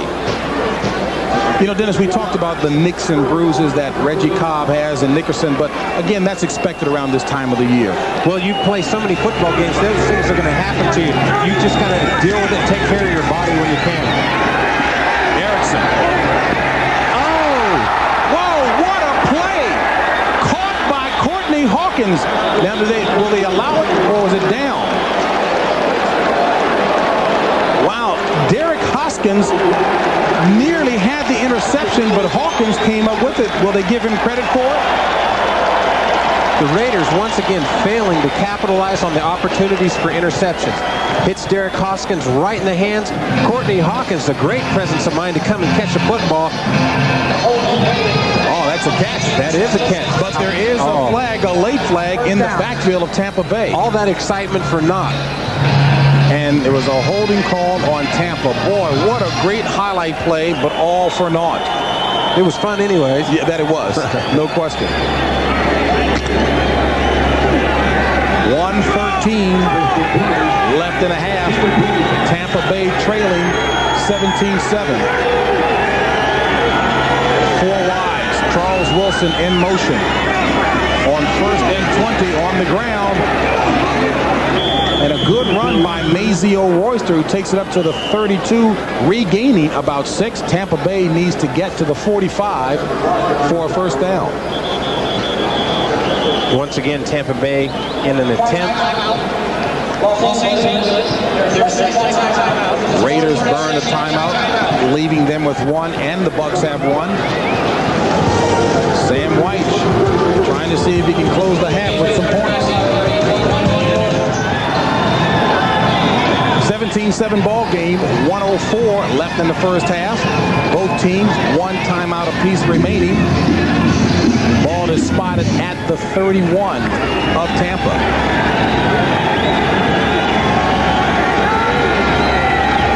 Second and 14. Erickson throws it up near the first down marker as it's caught by Courtney Hawkins. Forward progress should have it about 2 yards shy of the first down marker, and that's where it's spotted. 47 seconds and counting, the 13-yard pass play. Erickson. First down, Copeland at the 45 of the Raiders. Both teams, 1 timeout apiece remaining, 31 seconds and counting. Intended receiver Courtney Hawkins, who would have liked to have caught that one and taken it out of bounds. Michael Husted, longest field goal this year for him, a 54-yarder. Trying to get in range with 26 seconds remaining. If you play only for the field goal, James, you need to work that ball down to around the 35-yard line. You've got 26 seconds left. I've got to think that's not going to be their only philosophy just to get the field goal, but they're going to try and move the ball on a good chunk of yardage right here. Second and 10, 4 wideouts in for the Bucs. And complete to Royster, who takes it out of bounds inside the 40. Mazio Royster, who picked up his first touchdown last week. Good play calling there. Get the ball to Mazio Royster. Get him out of bounds. Stop the clock. That way you don't have to worry about taking another timeout. Ball is now spotted at the 39. Going up a 3rd and 4, Dennis. Once again, on the sidelines, Husted getting ready. All he needs is about another 5 yards to get to within a zone that he knows that he can hit the ball. He can make the field goal if they get 5 more yards. Wilson in motion. 4 wideouts again. Erickson to the left. Intended receiver was Lamar Thomas, being defended by James Trapp. 17 seconds remaining in the first half. I would continue to play, obviously, what Tampa Bay is going to do. They've got plenty of time. 4th down. So would you, again, I would play. You would play? Yeah, absolutely. This is what Tampa Bay is going to do. Right now, they're at a feeling of kind of go for broke. Now Sam White wants to talk about it.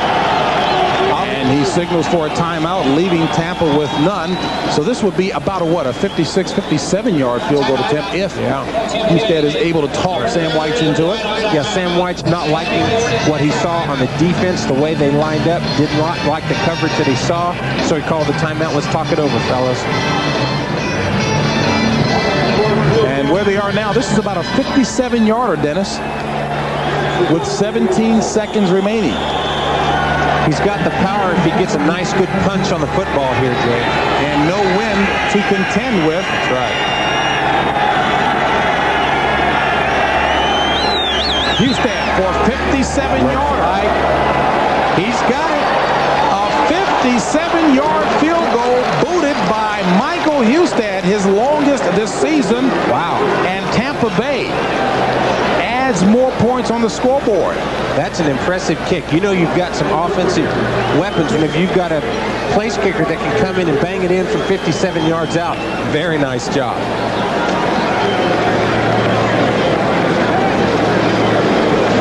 Now we take a wide shot of the kick. Good punch right there, just what he needed. He didn't get the ball too high in the air. He got a nice punch on it, nice good trajectory, and it goes through. Well, Michael Husted won the argument on the sidelines, convincing the staff to allow him to try it, and boots a 57-yarder. Wow.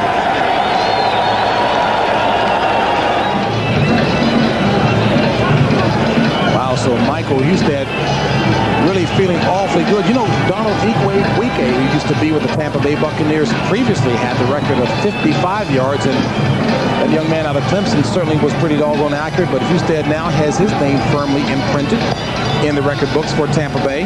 Much like the imprint that he left on the football to get that 57 No doubt yards. about it. Obviously have to make use of a different ball now.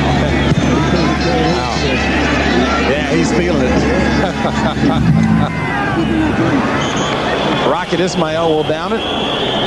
10 seconds remaining in the first half, and the Raiders, a little pushing and shoving going on out there on the field. Demetrius DeBose, and they're throwing some punches.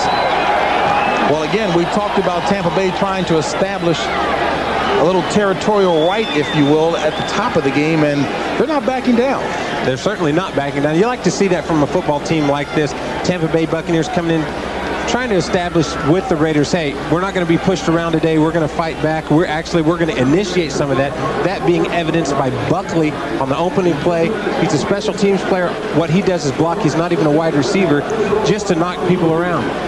Greg and Terry coming up at halftime to bring you up to date on all the scores and highlights around the National Football League. That'll be coming up at the end of the first half here. And as we wrap up what was a pretty good half indeed, that's the end of the first half, and the Raiders leading Tampa Bay by a touchdown, 17-10. Greg and Terry up next. 17-10, the Raiders lead the Tampa Bay Buccaneers as we get set to start the third quarter of action here at the LA Memorial Coliseum.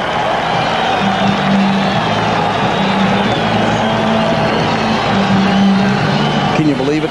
LA Raiders only 11 yards on the ground. Boy, do they miss the young man Robinson. Nick Bell only 7 yards, 4 carries, 7 yards. And Tampa Bay 22nd in the league against the rush. So, boy, that certainly isn't speaking well of the Raiders' ground game.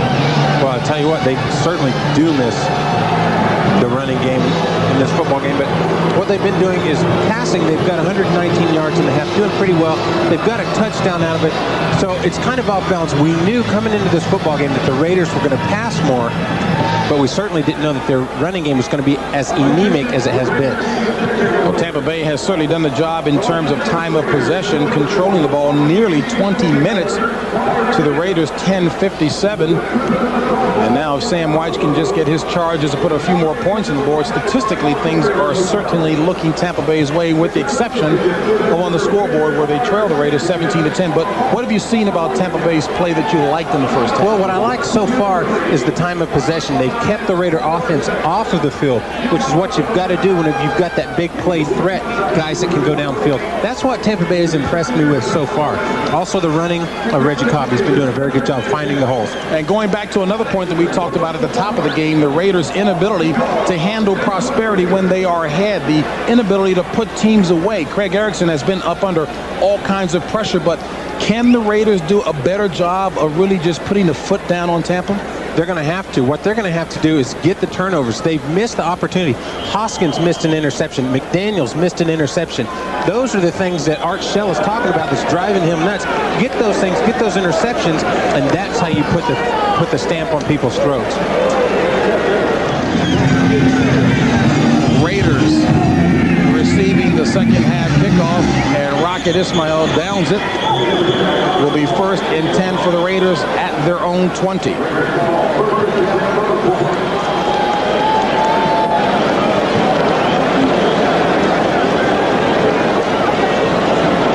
Jeff Hostetler had himself a very decent first half indeed. 8 of 11 for 119 yards, 1 touchdown. Craig Erickson up under a lot of pressure, but again, he handled it pretty well. I'm impressed with the way Craig Erickson has handled it. Been under a ferocious pass rush from that front four of the Los Angeles Raiders and has performed admirably. On first down, Hostetler finds Timmy Brown, and Tim Brown with only his second catch of the afternoon. This game is presented by the authority of the National Football League, and this CBS telecast is intended for the private use of our audience. Any rebroadcast or other use of this telecast without the express written consent of CBS, the Los Angeles Raiders, and the National Football League is prohibited. 9-yard pass play from Hostetler to Tim Brown brings up a 2nd and 1 for the Raiders. Ball marked at the 29. The draw. Bell. And Bell bulls his way across the 30 for the first down. Hardy Nickerson, the first there to hit him. And there is a Tampa Bay Buck player down on the ground, and Nick Bell is a big back to be falling on you. Listed at 6'2", about 250. He may be a bit more. Not as big as Craig Hayward. Well, certainly not as big as Craig Hayward. You're talking about a Mack truck and a train, locomotive. But a big back nonetheless. They're tough to drag down. It appears the injured player is Jerry Gray. It appears what he was revving is he got a hip pointer. And here comes the block. Bell just ran him over and knocked him aside. It appears that he's... Yeah, I tell you, there's probably about a 50-pound weight differential between the two.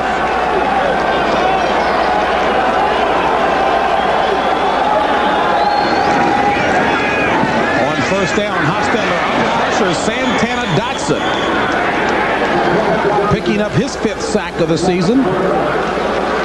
And Santana Dotson is certainly the possessor of an awful lot of skills, and Floyd Peters would like to see him display it consistently. I'll tell you, from inside the left tackle there, Santana Dotson he's a very, very talented football player. He was, of course, the defensive rookie of the year last year. Very, very talented football player. And comes from some good bloodlines. Alphonse Dotson, of course, who played for the Raiders. It's now a 2nd and 17. Ball is spotted at the 24. Hostetler with time drills it complete to Alexander Wright. And Wright tackled by Marty Carter and Jimmy Williams. Or make that Nickerson. There's Jimmy Williams down up underneath.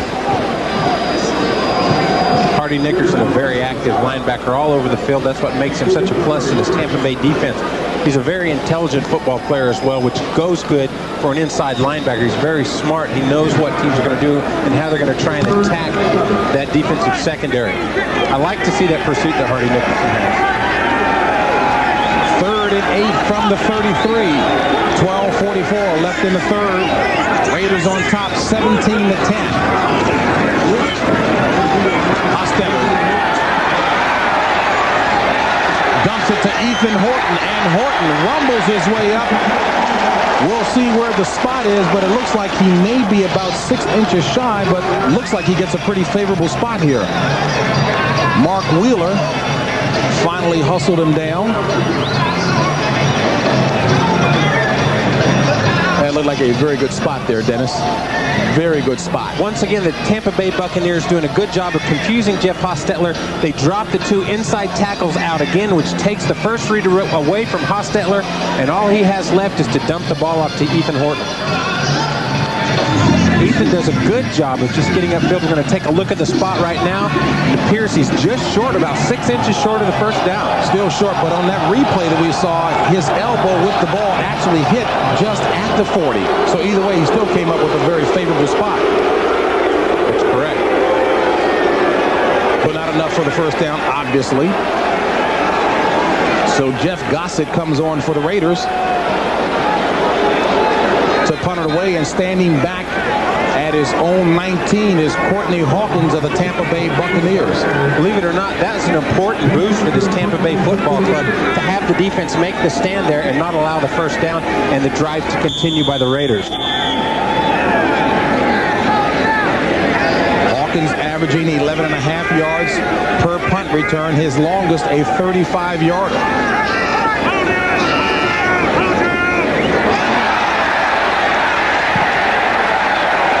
Late flag thrown at the far side 41, and Hawkins lets it roll into the end zone, but there is a flag on the far side 41.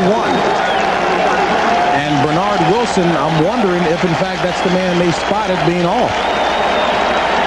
Tell you what, that is a big mistake. That would give the Los Angeles Raiders the first down. As I had mentioned earlier, it was a very important drive for them to stop. Boy, that is a very costly penalty for Tampa Bay. Offside, defense, number 96, 5-yard penalty, first down. And in fact, it was Bernard Wilson. Bernard Wilson right here, right over the center. We're going to see him jump off sides. That is a very costly penalty for Tampa Bay, one that I seriously doubt they'll be able to make up. So the drive stays alive for the Raiders. 11:58 left in the third quarter. Hostetler back to pass. Down he goes. Get it going. Sack. Buccaneers on the job. Mark Wheeler apparently was the first to get there. His second sack of the season. The defense really stepping up. We take a look at Wheeler here, the right defensive tackle. Look at that. Nice club move to get back to the outside and just presses it up the field. Grabs hold of Hostetler for the sack. You see the numbers on sacks allowed today for both teams. 2nd and 15 for the Raiders.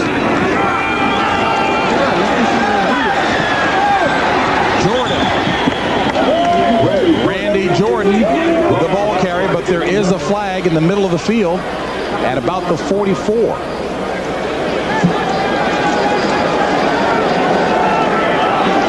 And this will go against the Raiders.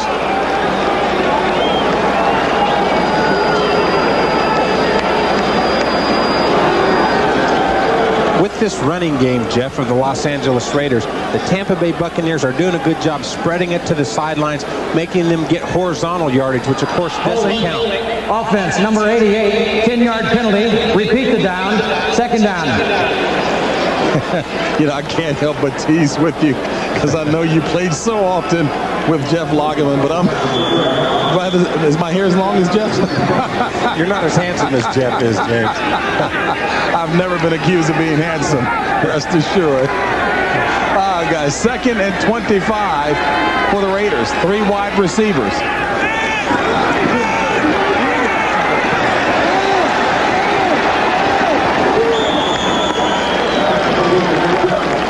And Nick Bell taking it across the 40, but nowhere near enough. 13 yards regained on the play. Will bring up a 3rd and 12. LA Memorial Coliseum here in Los Angeles, California, the site of today's contest between the playoff hopeful Raiders and the Tampa Bay Buccaneers. Raiders on top 17-10, 10:33 left in the third quarter of play. James Brown along with Dennis Byrd. Hostetler, a lot of time short of the first down marker by about 7 yards. Ethan Horton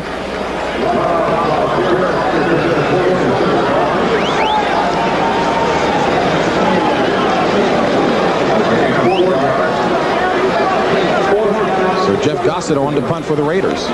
Take a look at this. Tampa Bay defense does a good job of being physical in here. Watch these bumps, just getting in there, taking that speed away from these guys. That was Roger Jones getting a nice bump on the wide receiver there. That's what Tampa Bay has to do. Once again, the Tampa Bay defense rises to the occasion, stops the Raiders, and forces them to punt the ball. Gossett to punt. Hawkins back.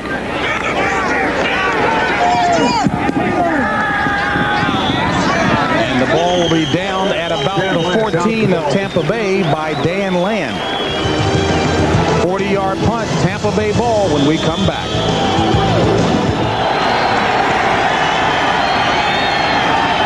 First and 10, Tampa Bay from its own 14 on the ground. Cobb, Reggie Cobb across the 20 to about the 21. A gain of 7 by Reggie Cobb will bring up a 2nd and 3.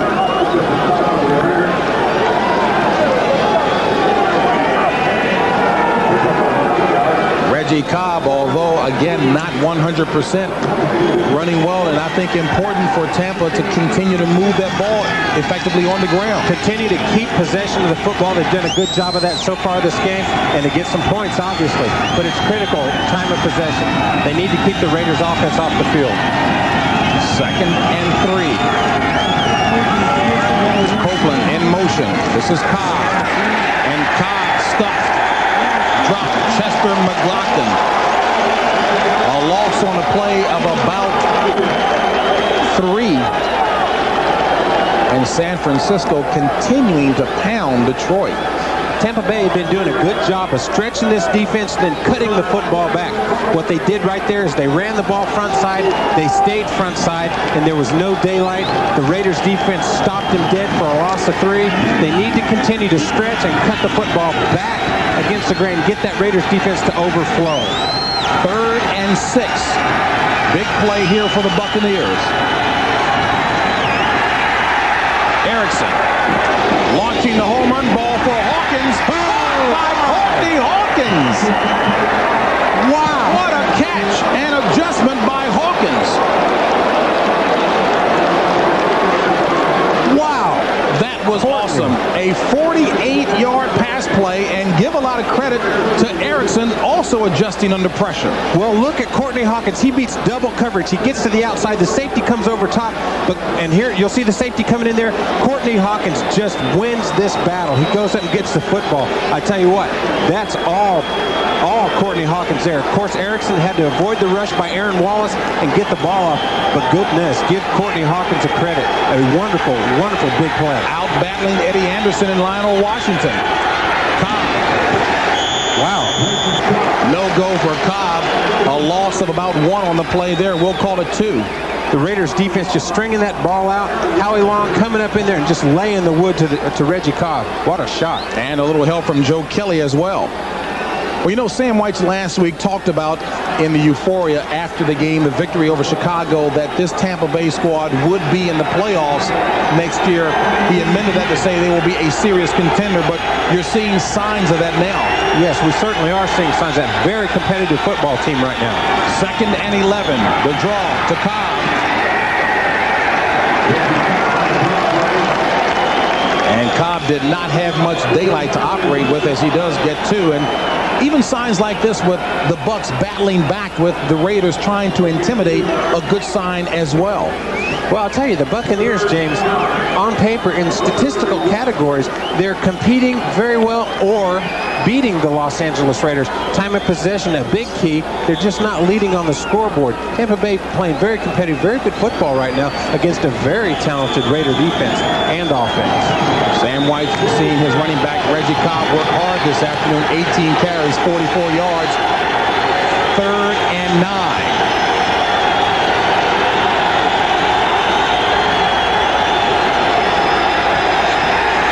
Erickson looking for Copeland, incomplete.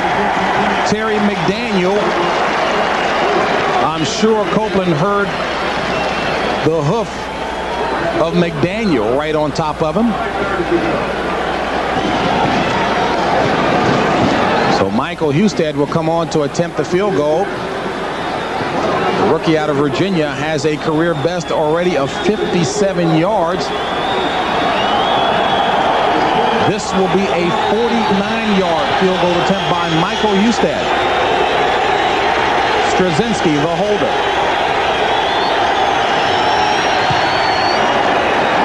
And this is going to be off the mark.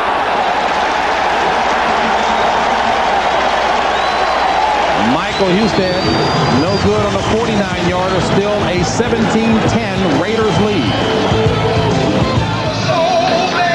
17-10 ball game, and Dennis Bird, you mentioned very crucial points that Tampa could have put on the board. Tampa Bay and came up short on that 49-yard field goal attempt. Well, you know, as it is, a touchdown only ties the football game. The Raiders, if they move the ball, kick the field goal, it makes it very difficult for the Buccaneers to make up those points. Randy Jordan, the ball carrier for the Raiders. And what initially looked as if it was going to wind up being a loss on that play, Randy Jordan runs hard and picks up 1 yard on the play. Tell you, the Raiders have really been experiencing futility on the ground. 14 yards rushing. Wow, 10 yards in the first quarter, only 1 yard in the second quarter, 3 thus far in the third quarter with 6:05 left in the third. You talk about that dominating front for the Raiders. I'll tell you what, this has been a dominating front for the Buccaneers. On 2nd and 9, Ethan Horton catches it, but he's about 2 yards shy of the first down marker.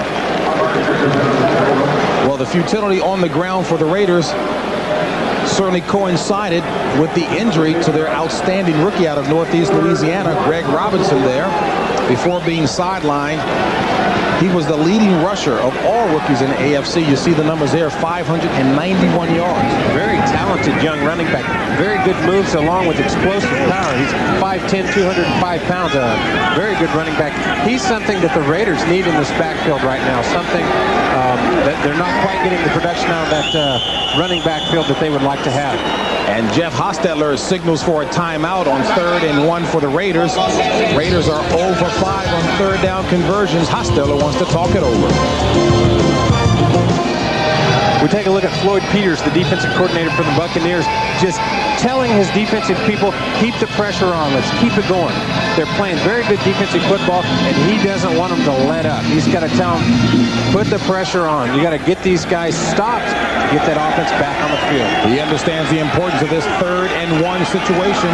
Raiders 0 for 5 on third down conversions on a play action. And Hostetler overthrows the intended receiver, James Jett. Joe King back with Ricky Reynolds on the coverage. Wouldn't you think that's kind of hard to do, James? Yeah, no kidding. Overthrow James Jett. And a little behind him.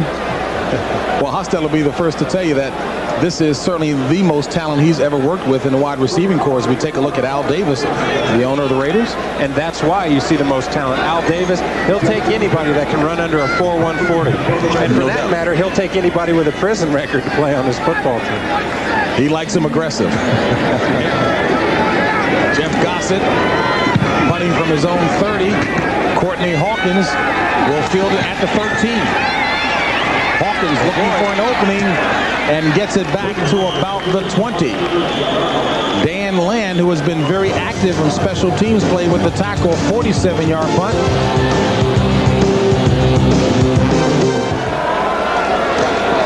Well-known logo throughout the National Football League, a very popular one indeed, the Los Angeles Raiders here at the LA Memorial Coliseum. Thus far, that's been a pretty good combination indeed. 17-10, Raiders lead at 4:59 left in the third. On first down, Cobb looking for some daylight. Finds it on the right side for about 3 yards. And Cobb really has been working hard for what yardage he does have. 19 carries, 47 yards. And again, initially, there was no daylight to the left for him at all. I tell you, that's the one thing that Reggie Kopp has been doing throughout this football game is cutting the football back. The Tampa Bay offensive line is what's called a zone blocking scheme. They all move and try and stretch that defense out, and it's up to Reggie Kopp to either hit the whole front side or cut it back to daylight. 2nd and 7. Erickson drills it complete to Copeland for the first down. Horace Copeland hauls in the pass from Erickson. And with 4:13 and counting, Tampa trying to march. Derek Hoskins on the tackle.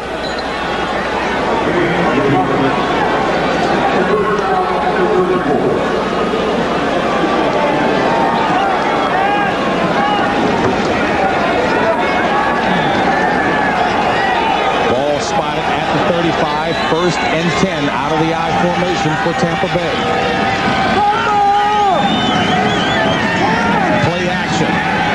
Under pressure, gets rid of it. Complete to Cobb for the first down. Now, in the old days of not too far ago, that would have been in the grass, but instead, Erickson, liberalized rule, got rid of it. A 15-yard pass play for the first down. The rule this year, James, he's in the grass, but there is no danger of another lineman or another defensive personnel hitting Erickson. So therefore, he can still throw the football, and it is not down by grasp. Reggie Cobb, great job catching the football, but let me tell you, this young kid, Craig Erickson, fantastic job of keeping his poise and getting the football to Reggie Cobb. You don't think Willie Broughton is upset about that rule? I'm sure he is. On 1st and 10, on the ground, Mazio Royster. And Royster barely across midfield. 1 yard picked up on the play. Royster certainly looking for a big afternoon. He would like nothing better than to show well back in his old stomping ground. Second-year player out of USC. Of course, he had his first touchdown last week against the Chicago Bears, Mazio Royster. A good, very talented young running back. You saw the numbers there, how the game has changed. Tampa Bay doing a nice job in the total yards department. But Nolan Harrison doing a better job in roping and yanking Mazio Royster back. Royster took offense to that, and again, you like the spunk. But then again, I don't know if I'm going to get a remark out of you, an ex-defensive player. I'm sure you really like what Nolan Harrison did defensively. Tell you what, Nolan Harrison does a good job just overpowering, getting upfield. That's the one thing this Raider defense does so well, is get upfield and disrupt plays. He just strangleholds Mazio Royster right there and just says, get back here. 3rd and 11. Erickson to Workman, and Workman tried to get up near the first down marker, run out of bounds about 3 yards shy. And whose helmet was ripped off that time? Is that still Royster going at it? Royster and Harrison still going at it, as Anthony Smith,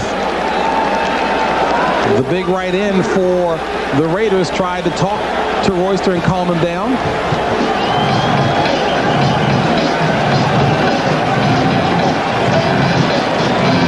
Well, Sam White's indicated he was looking for his team to be a lot tougher, a lot more physical in this game, and he gets it. That's the best pass of the game right there, James. Look at that.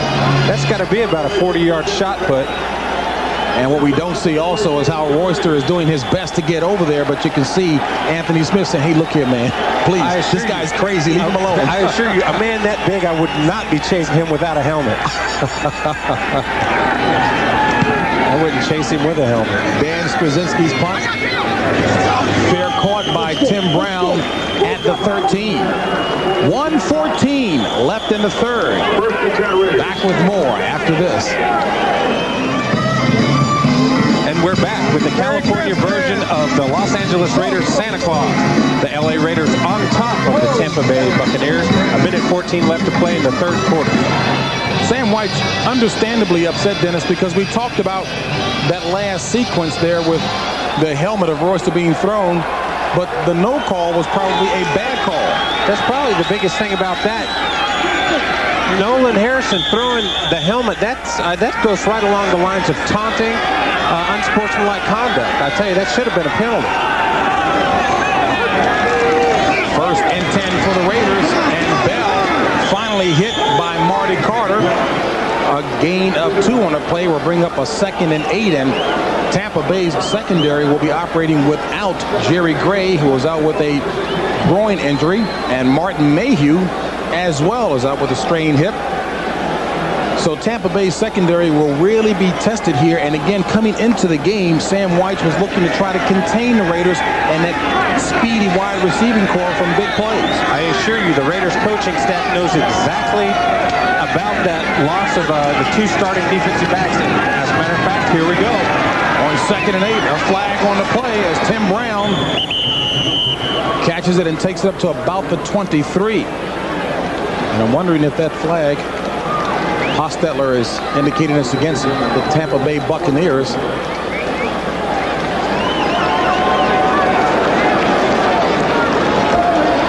Illegal to the hands, defense, number 77, hands to the face, 5-yard penalty, automatic first down. That against Mark Wheeler, the second-year player out of Texas A&M. Well, Dennis, you mentioned that again, the secondary, minus those two key players, will certainly be severely tested. Thus far, only one big play that has burned the Tampa Bay Buccaneers, that being Alexander Wright, the 27-yard touchdown preceded by a 47-yard pass play. But the Buccaneers have done a pretty good job of keeping the big plays in check. In this game and in the 3 games prior to this football game, they've done a real good job of not allowing the big play. Without Mayhew and Gray, you can bet that the Raiders are going to test that and try and go deep. On 1st and 10, Hostetler looking up top, has a wide open man, Wright. Flag on the play. Wright being defended by Milton Mack.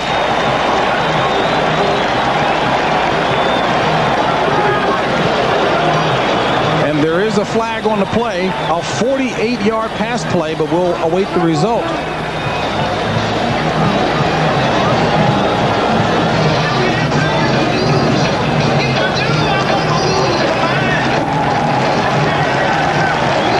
Illegal contact, defense number 21. Penalty is declined. First down. And that was on Milton Mack, and we just got finished talking about the big plays. Watch this double move. The wide receiver fakes to stop for the route. Milton Mack totally falls for the play. Alexander Wright gets down the sidelines. Had that ball been thrown on time and deep enough, that would have been a touchdown. No doubt about it. We would call that a shake and bake move in basketball, but very good indeed. And that's the end of the third quarter with the score. Raiders on top 17-10. Our coverage will continue after this message from your local station. You're watching the NFL on CBS. Final 15 minutes of the contest upcoming. Raiders on top 17-10 as we take a look at some of the receivers who have burned Tampa Bay's secondary, and very elite group indeed. You are talking about the elitist group. Sharp, Carter, Rice. Wow, you're talking Rising. You're talking about a fantastic group. Alexander Wright with 6 catches for 114 yards thus far. Hostetler drills it complete. Nice haul in with a horde of white shirts around Tim Brown. And Tim Brown was telling us yesterday he has absolutely no problems going across the middle. That a 12-yard haul in for a first down. You know, he actually likes going over the middle, does a very good job. He got accustomed to that at Notre Dame, coming across the middle, going up and getting the football. You take a look at Tim Brown, he is not afraid to go up and reach for the football. A lot of wide receivers, when they go across the middle, their vertical goes to about as high as a pizza box and their arms get real short. Alligator arms, They don't no doubt. Yeah.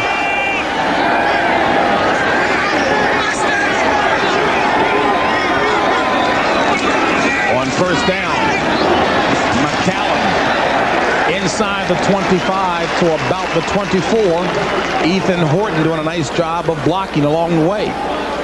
Well, we saw the elite core of receivers who've done a job against Tampa Bay. Alexander Wright, first 100-yard receiving day as a Raider.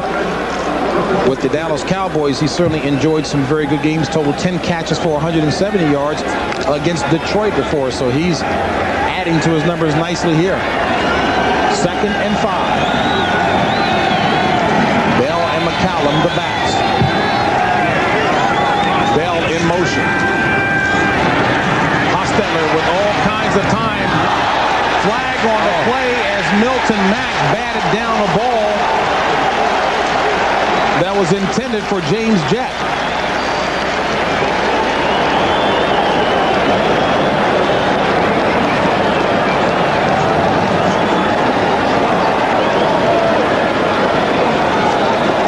Holding. Defense number 54. 5-yard penalty. Automatic first down. That against the veteran Jimmy Williams, a 12-year linebacker out of Nebraska. Well, whenever you're a linebacker going against speed, the type that James Jett has, sometimes the best thing you can do is just hold him, prevent the touchdown. I think so. They'll take the penalty instead of the 7 points.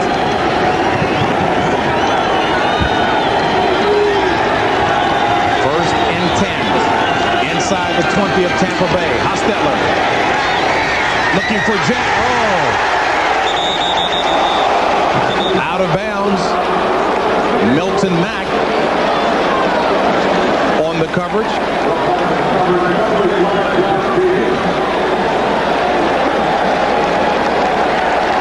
James Jett, regardless whether he would have had 2 feet in, he wasn't even close. He didn't have possession of the football. A valiant effort by James Jett of really laying his body out to make the catch. Just not enough. Boy, great sequence there. Mack right there as well. Good effort on James Jett's part. Good effort on Mack's part, just staying step for step with Jett. That's a tough route to defend, especially when you have that kind of speed, James, that fade route. And you better believe that Milton Mack was pleased to know that he had the end line, the out-of-bounds line as a defender helping him.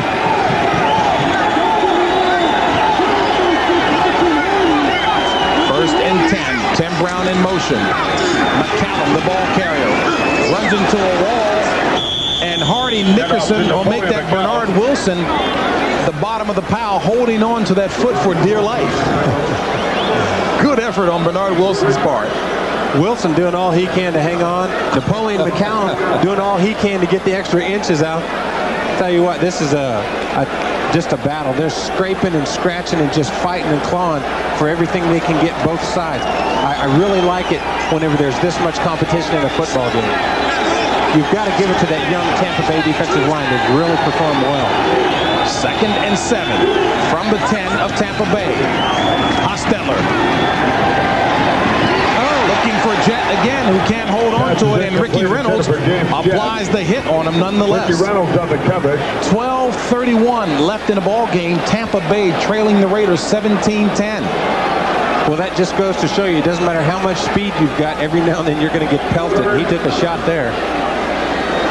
Reynolds with a nice hit. Again, the Raiders with a record of 8-5, one of 8 teams fighting for 6 playoff spots in the AFC, cannot afford a loss in its remaining games. Tampa Bay with a record of 4-9, looking for respectability. 3rd and 7. And mass confusion in terms of what to run, so Jeff Hostetler calls a timeout, leaving the Raiders with 1. Tampa Bay has 3 timeouts remaining. Alexander Wright, 6 receptions, 104 yards. As we mentioned, first 100-yard receiving day as a Raider. But more importantly, the Raiders with a 3rd and 3 at the 10. Will make it a 3rd and 7 at the 10-yard line, and ahead 17-10 over the Tampa Bay Buccaneers. And the Raiders have yet to score since the 3rd quarter, and kind of ties back in with what we were talking about, inability to put teams away, Dennis. I tell you, that's been the specter for the Los Angeles Raiders this entire football season. They have not learned as a team how to put people out whenever they're ahead. This right here will prove to them, will prove to Art Shell that they're coming out of that they're learning how to do that. We'll see what they can do. On 3rd and 7, Hostetler with time, plenty of time. Good defensive coverage by the Buccaneers, and a flag on the play. Roderick Thomas was the one applying the pressure on Jeff Hostetler, and the preliminary signal is against the Raiders.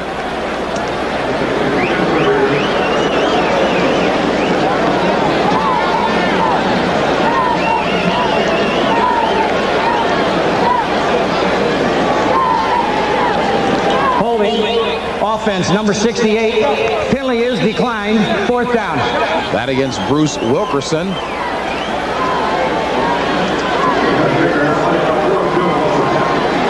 So Jeff Jager comes on to see if he can add 3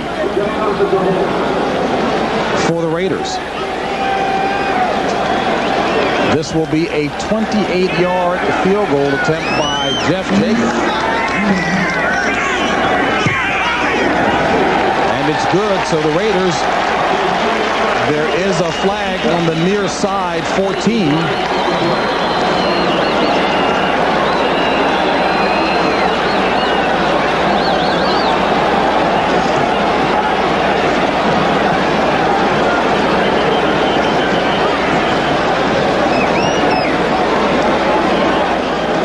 Holding, offense, number 88, 10-yard penalty. Repeat the down, 4th down. Boy, not executing very nicely here, that against Ethan Horton. Once again, playing into the themes that have been plaguing the Raiders all year, getting down here, penalties, miscues, just not able to put people away. We see Ethan Horton just grabbing a hold of Ricky Reynolds here and pulling him down. So this will make it a 38-yarder, Dennis. Jaeger 5 points away from establishing the single-season scoring record. And there is yet another flag, although Jaeger booted that one good.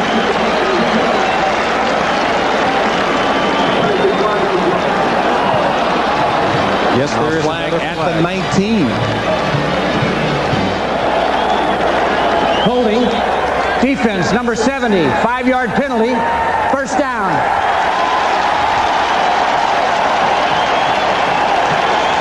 I tell you, now there's a question that you've got to ask. Do you take the points off the board? You know, there's an old philosophy in coaching that you never, ever take the points off the board. But here is opportunity for the Raiders to get a touchdown. I tell you, that's a risky call. I would personally would have stuck with the points on the board. Oh, you would have. Tampa Bay's defense is playing well. They've held them already. Okay. That was a 6th first down accomplished by way of penalty for the Raiders as we look at Napoleon McCallum. Handoff to Napoleon McCallum. And no gain on the play by McCallum. Hardy Nickerson leading the charge. It appears tackle there. It appears the Raiders are going to have to get down there with something other than their running game, which has been very anemic this entire football game. The front four for the Tampa Bay Buccaneers have been playing it very well the entire game. Taking the points off the board could come back to haunt our shell. 11:40 and counting left in the ball game. Raiders on top 17-10. 24 yards total on the ground for the Raiders. To embellish your point, Dennis. Hostetler with time. Drills it incomplete. Intended receiver was Ethan Horton. And Milton Mack nearly had himself a pick. Well, James, back to my original point. Right there, Milton Mack catches that football. The Raiders lose 3 points. Back to the old maxim that you never take points off the board. Here's why. Right there, Milton Mack. Oh, an opportunity to steal 3 points from the Raiders, just to take it back.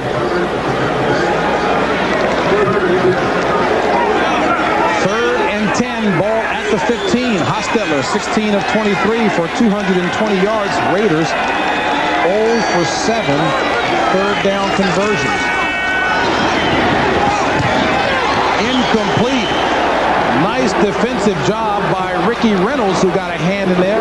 Intended receiver was Tim Brown. 11:16 left in the ball game. Tampa Bay trailing by 7. Reynolds just gets a hand in here on Tim Brown. Does a good job being patient, not pass interference against Tim Brown, but just coming over the top. Nice little athletic move to knock the football away. Good job. And yet again, Jaeger will attempt a field goal. This one will be for 33. And another flag on the play. Wow.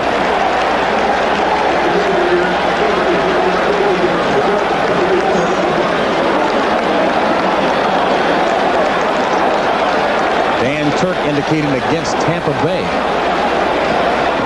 Offside. Defense, number 29. Running into the kicker. Defense, number 29. Penalty is declined. Field goal is good. So the points will stand here. The points will stand here. And it will be assessed on the kickoff.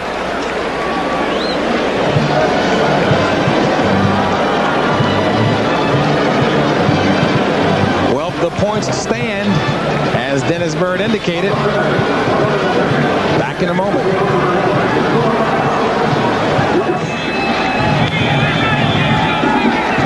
Back to live action. 11-11 left in the ball game. Tampa Bay trailing the Raiders 20-10. Charles Wilson from the goal line slips and falls and is touched at the 13. First and 10 from the 13 for the Bucks. Dave Moore in motion. McLaughlin across the line and flags on the play.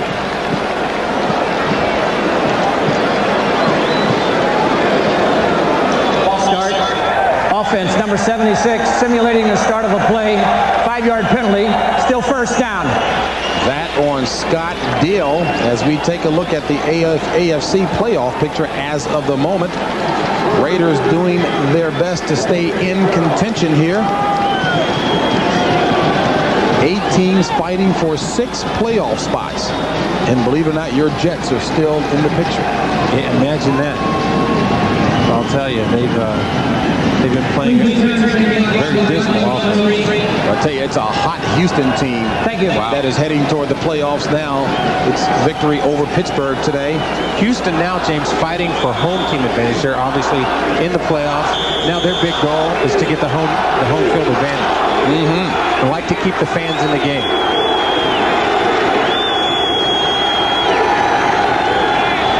First and 15 from the 8. Erickson looking for Hall. Complete to Ron Hall. Regaining 10 of those yards. Tampa Bay needs to get up to the 23 for the first down. The veteran Lionel Washington is out of the game. Maybe quarterback Craig Erickson can take advantage of the lack of veteran experience now in the Raiders secondary. Lionel Washington out with a hip injury. Cobb fighting to get to the 23. Fumble! Did the Raiders recover? It looks as if they did. They did. With 10-19 left in the ball game, Andre Bruce comes up with the fumble recovery. And that is what I would consider putting the stranglehold on the Tampa Bay Buccaneers. Art Shell will be very pleased with his defense on this particular opportunity. Now Reggie Cobb here just struggling for the extra yards. The smart thing that the Raiders do is they work on stripping that football out. Very smart football by the Raiders, and of course they recover it. Andre Bruce, the previous first-round pick from 4 years ago. Eddie Anderson doing a good job of working on that ball, but take a look at Torrin Dorn as he smacked at the ball. You know, I don't think that the Buccaneers are very pleased with that call. I think they were complaining that there was a whistle blown. Nonetheless, the Raiders have the ball. At the 16 of Tampa Bay, Hostetler. Intended receiver was James Jett. Joe King was back there, along with Milton Mack.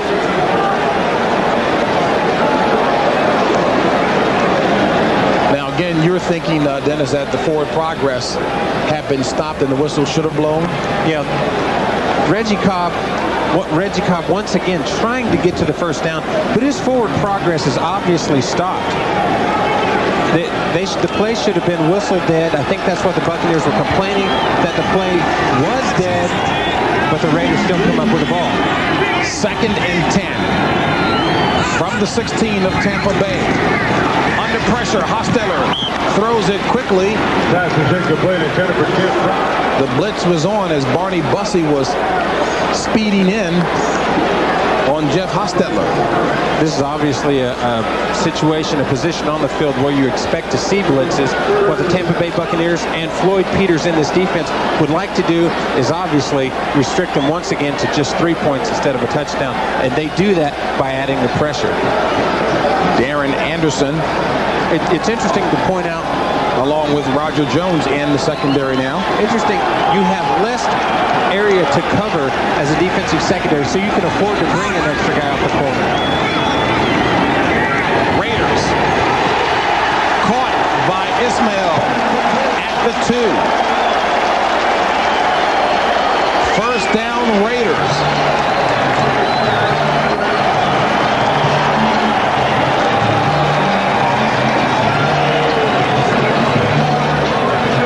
Ball will be spotted at the 1. Nice little jump by the Rocket. Gets his 2 feet in, then he heads for the seats. A 15-yard pass play, Hostetler to Rocket Ismail, and it'll be 1st and goal for the Raiders.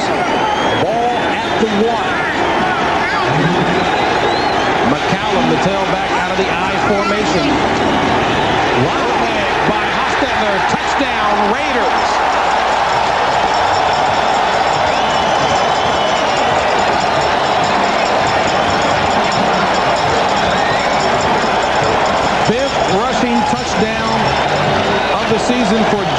Hostetler, leader in the AFC in that category.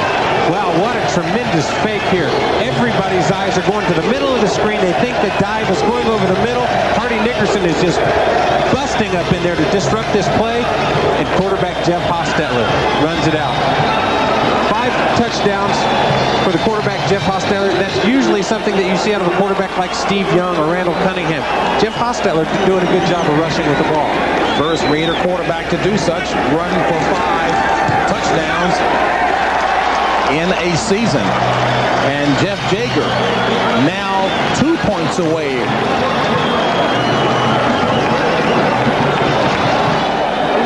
And let me correct myself, Dennis Bird. Jeff Jager has now tied George Blanda with 117 points as the scoring leader, single season scoring leader for the Raiders.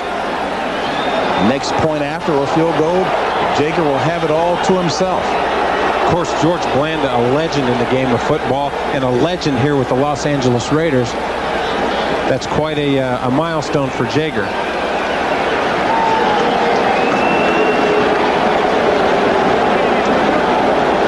Jeff Hostetler ought to be pretty pleased with the way things have gone for him today. He should be very pleased. He's had a very good performance.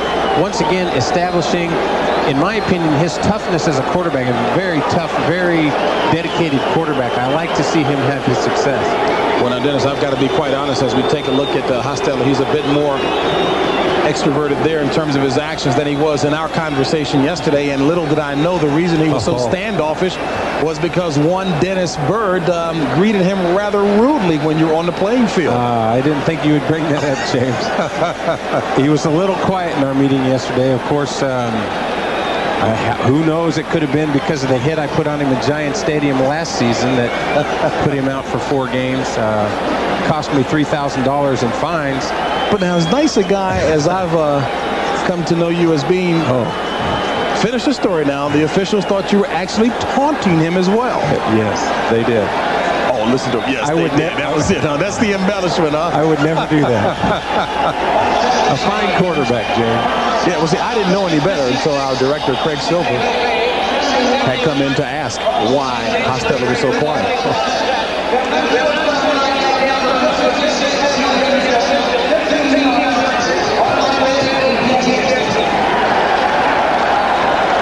Well, the net effect of all of that, we'll find out exactly which player was thrown out of the game. The extracurriculars have been ongoing here, and although Sam Weitz's team trails 27-10 with 10 minutes and 1 second remaining, I guess this is what he was looking for. He was looking for his guys to step up to the plate and be more physical. Physical, yeah, but don't get cooked out of a football game. That only hurts his football club. And it looks like it was Hardy Nickerson. Oh, no. Hometown guy. Oh, goodness. And the only tough thing about that is some of the fans in the stands have gotten caught up in the action as well. Here's why. Steve Wisniewski, there was a fight after the extra point. Well, heaven, that involved John Lynch.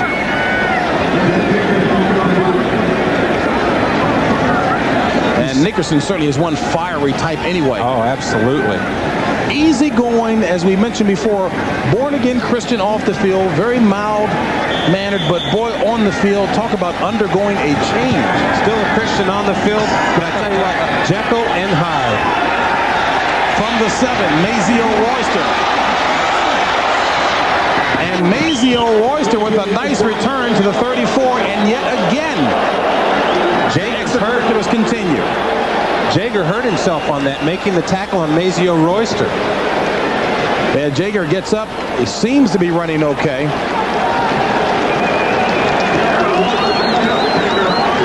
Well, Dennis, I recall, again, listening to Jerry Glanville talk about his Falcons and how he tried to make them tougher, and we'll continue it in a second. Now we see Jager here come from the right screen, diving in to make the tackle. Made the tackle on Royster, but Royster lands on his right leg. Of course, Jager not accustomed to taking those kind of shots or to making tackles. Well, Jerry Glanville was trying to make his squad rougher. He actually invited the Philadelphia Eagles down to an off-season practice session so they could fight for 2 hours. 9:49 left in the ball game. Erickson complete for the first down, and Copeland has room to run as Torrin Dorn pushes him out of bounds at about the 34.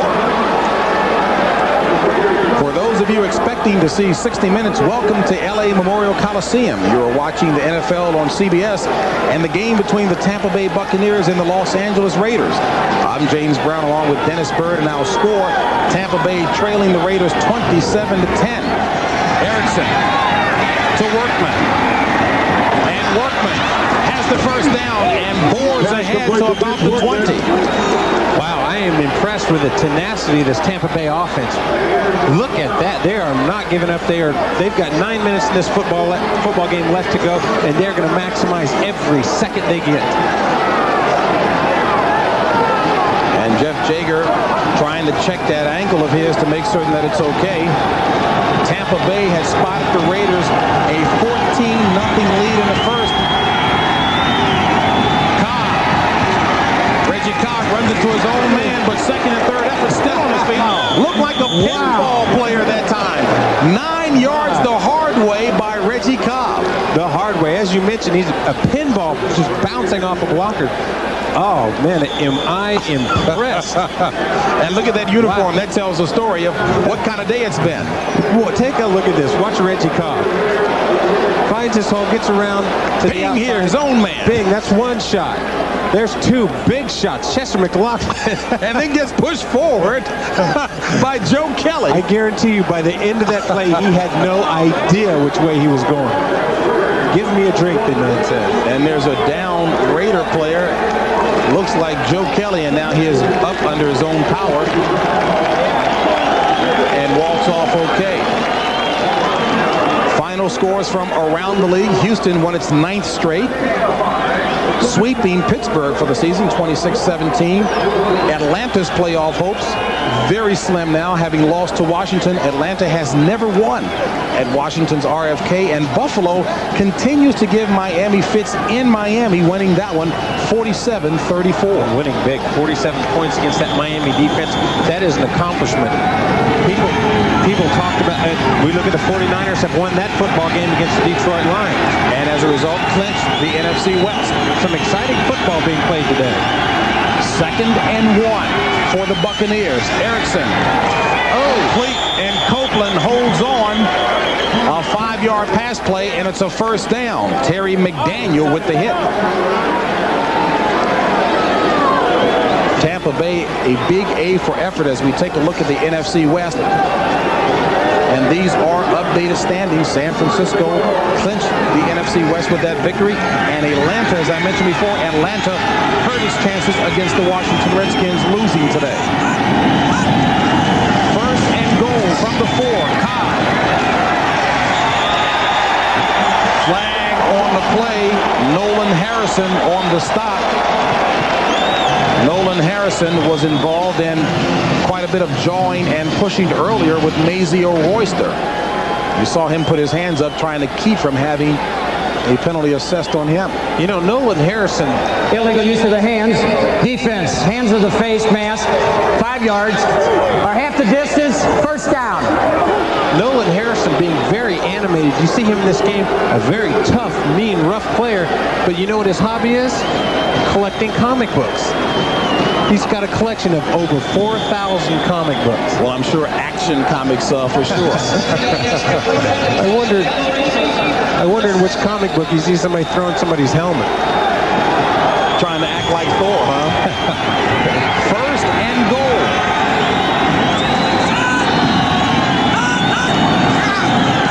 Cobb. Same touchdown, Buccaneers. Same play they scored on earlier. And a nice block again by Rudy Harris. Rudy Harris, let me tell you, the exact same play, the exact same side of the field, exact same end of the field. Third rushing touchdown of the season for Reggie Cobb. Hey, if it works, keep running it. No doubt about it. Here's the replay as we see it again. You watch the guard on the right of the screen, Bruce Reimers, goes to make the kick out, and Rudy Harris once again makes the block on Greg Townsend, freeing up Reggie Cobb for the touchdown. He just waltzes into the end zone. That's twice. And that from a young man who is definitely not 100% healthy. Reggie Cobb with that banged up knee. Michael Husted on for the point after. And Tampa Bay not rolling over at all. Dennis Byrd battling its way. 27-17 with 7:14 left in the ball game, and there's a flag on the far side of the field. Offside. Defense. The point is good. We will penalize 5 yards on the kickoff. Well, that might benefit the next team that gets this crew if, in fact, they're having problems raising their arms tomorrow. We take a look at the replay. Rudy Harris lined up in the fullback position right behind the quarterback. Makes a tremendous block on the linebacker, Joe Kelly. Once again, you get the kick-out block by Reimers, and Reggie Cobb's going to take the ball into the end zone. Watch the block by Rudy Harris. Very good job. Of course, Joe Kelly reading the play, coming out. Rudy Harris just does a fantastic job getting the block. Reggie Cobb just steps into the end zone. Rudy Harris will like looking at film tomorrow for sure. Reggie Cobb doing a nice job again. Hurt the 7th game of the season against the Atlanta Falcons in the Dome in Atlanta. Had 75 yards when he went out of that game in the 3rd quarter. Missed nearly a month, but still is the leading ground gainer on this Tampa Bay Bucs squad, and he's coming back and running strong. A fine running back from the University of Tennessee. His marquee, Reggie Cobb's marquee, is that he keeps those legs driving, James. He just chugga, chugga, chugga. He just keeps going. Very powerful young runner, and he's the kind of guy along that Jerome Bettis type of mold that likes to dish out the punishment instead of take it. I tell you, I'm a very, very big fan of Reggie Cobb's. Having played against him and having watched him, very, very good football. Onside kick is on here, judging by the setup. 7:14 left in the game. Tampa Bay trailing by 10.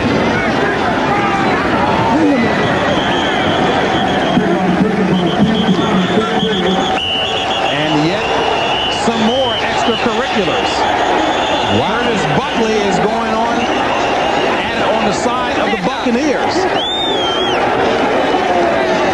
Well, you talk about one brave Raider. Terry McDaniel is taking on all 53 himself. We talked about the toughness of Terry McDaniels, but my goodness. Well, it looked like the Raiders recovered, but in the midst of the mayhem there, we'll have to verify that, but it looked as if Tim Brown was the one who came up with it. Tim Brown recovers the football. Lynch comes in, gives the shot to Tim Brown. We see Tim, he looks like the 3rd guy from the left. Number 81. Number 81, yes, in Tim fact, Brown. He did get it. And Lynch comes in. Oh, yeah, that's reason to be upset. A little late shot. That's reason to be upset. The rest of the Raiders weren't too pleased about it. I got it.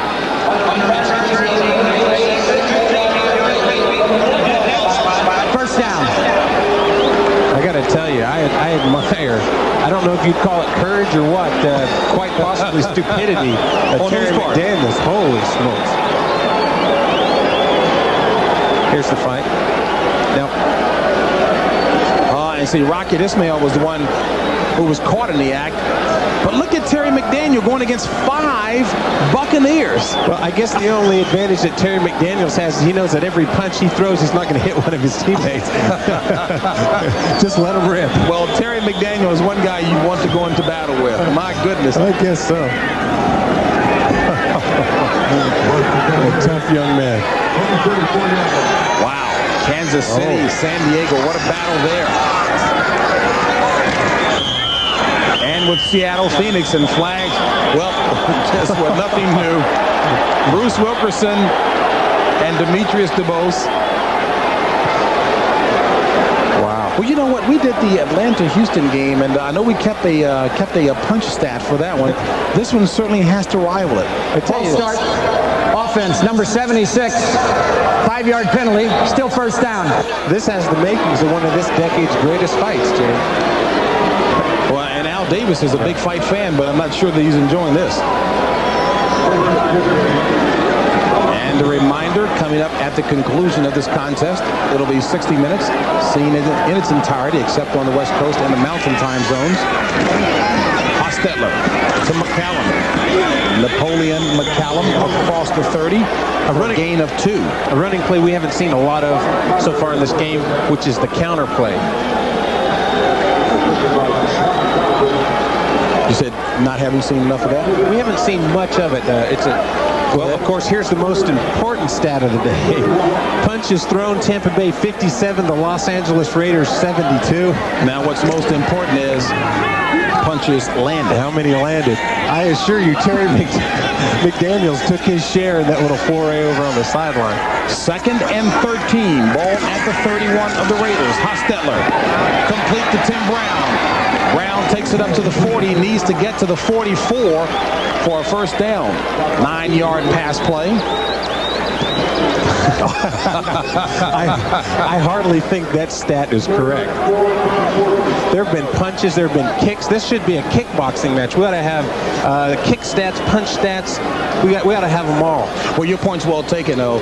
Probably nothing more stupid than a football fight with all the equipment on. That's why you keep your helmet on. And here's the ring announcer. He's ready. 3rd and 4. Hostetler complete for the first down. Rocket Ismail finally stopped by Roger Jones. 15-yard pass play. Hostetler to the Rocket. 5:30 and counting left in the ball game.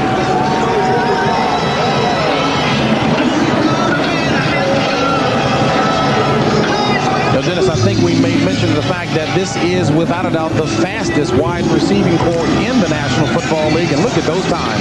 My goodness, look at these times. 4.2s, 4.17s, 4.4s, 4.3s. My. Times from college. World-class speed indeed. And the fastest guy is on defense, probably James Trapp. Nick Bell keeps it on the ground. A gain of 4. Will bring up a 2nd and 6 with 4:52 left in the ball game. I tell you, James, that there's James Trapp, the guy we were talking about, who was probably the fastest of the group. Probably the fastest guy in the entire group. I haven't been a 4.140 in my car. These guys it's unbelievable the speed that they have. Coach Shell told us if they were to put together a 4x100 relay team, there'd have to be guys sitting on the bench.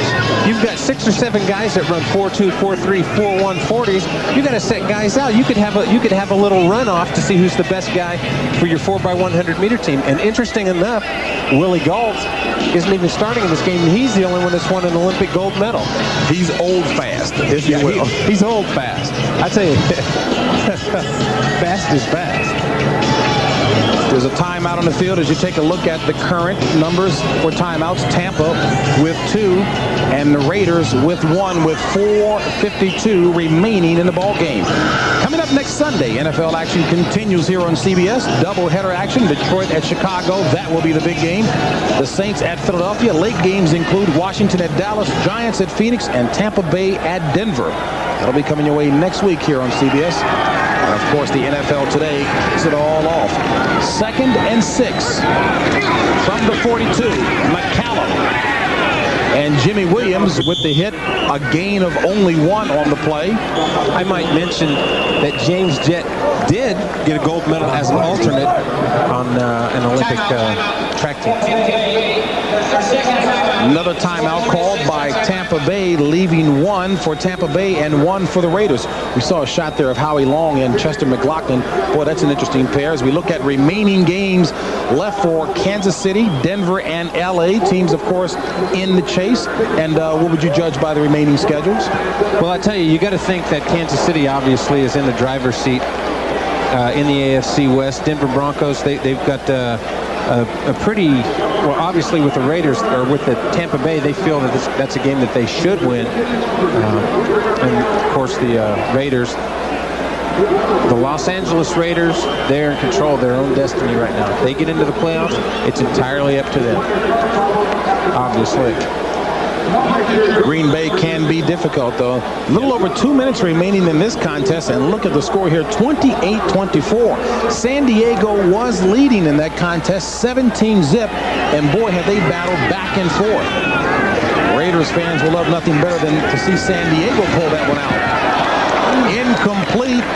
Intended receiver was the Rocket. Ricky Reynolds right there. And keeping the playoff picture in perspective as we look at the AFC West standings, the Raiders again right in the thick of it, and we've driven the point home that the Raiders cannot afford a loss in this game or the upcoming 2 remaining contests as they look for one of those playoff spots. Coach Shell had mentioned earlier that they were in a 5-game playoff spot in the season. They had to win all 5 football games. They win this one, they've got to win the next 2 to get in the playoffs to hope for a wild card spot. Jeff Gossett on to punt, standing back at his own 45. And Courtney Hawkins will let that one go. So Tampa Bay will operate from its own 20 with 4:30 and counting left in the ball game. Both teams with 1 timeout apiece remaining. Tampa Bay trailing 27-17. Reggie Cobb the back. 1st and 10, Tampa Bay. Oh, Howie Long. Bruce Reimers of Tampa Bay said, in looking at tape of Howie Long, as Reimers limps off, we mentioned that he was struggling with a bad ankle anyway, was supposed to have rotated every 5 plays with Charles McCray. Reimers said he was not counting on it, and properly so, because he has not been rotating, but he said Howie Long hasn't lost a step. Howie Long hasn't. He said if in fact Howie's gained a step because he worked so hard in the offseason. He has his own personal trainer, and he just really keeps getting better and better. On 2nd and 11, Get that. complete to Workman. Workman slips ahead across the 25. Gain of 6. Tampa Bay needs to get to the 30 for 1st down. James, we would be remiss if we didn't talk a little bit about Howie Long. 7-time Pro Bowler. He's going for his 8th Pro Bowl, and he is playing exceptional this year. He is certainly playing up to the standards that have gotten Howie Long into the Pro Bowl for 7 years. Only Art Shell is an 8-time Pro Bowler with the Raiders. Erickson decides to run it. Gets a nice block by Ron Hall as Erickson runs for the 1st down and smartly out of bounds. Another flag thrown. The flag at the 28. Ron Hall did a very nice job as he looked back and saw Erickson starting to run and give him a block. And there's the 8-time Pro Bowler we were talking about, Art Shell.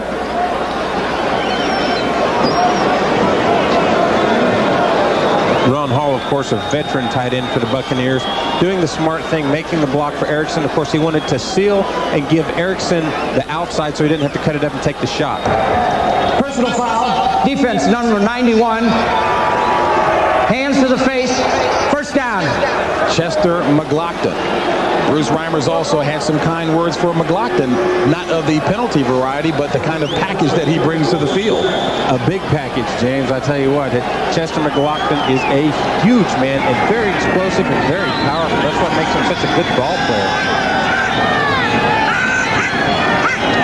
On 1st down, Erickson looking for Wilson, has him for the 1st down. And Wilson brought down by Eddie Anderson. Tampa Bay in Raiders territory, an 18-yard pass play. And again, Tampa Bay with 3:07 remaining. Still very much a factor. We have seen some strange things happen. 27-17, trailing by 10. A touchdown and a field goal.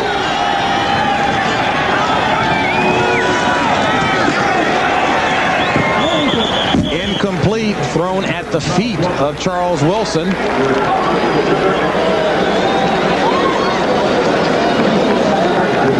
We take a look ahead for what the Tampa Bay Buccaneers have to play in the last 2 weeks at Denver and Mile High Stadium, of course, and then at San Diego. Obviously, not easy games for the Buccaneers, but it gives them once again that opportunity to instill that winning edge and something very positive to end on this season.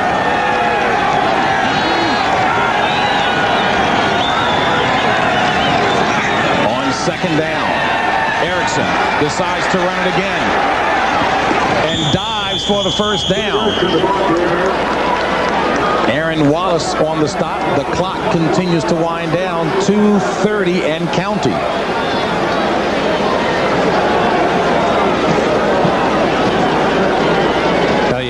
Craig Erickson has certainly earned my respect throughout this football game and on this drive. 1st and 10 from the 21 of the Raiders. Operating from the pro set. Workman in motion. Erickson rolling right.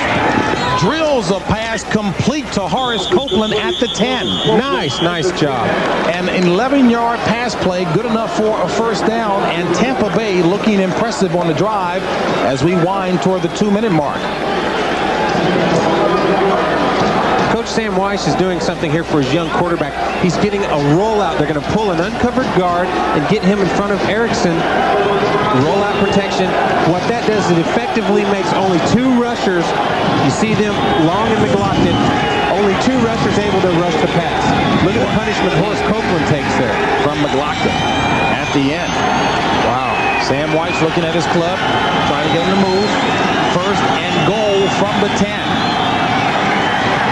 Erickson looking for Hall, make it more incomplete. Looking for the backup tight end, Dave Moore.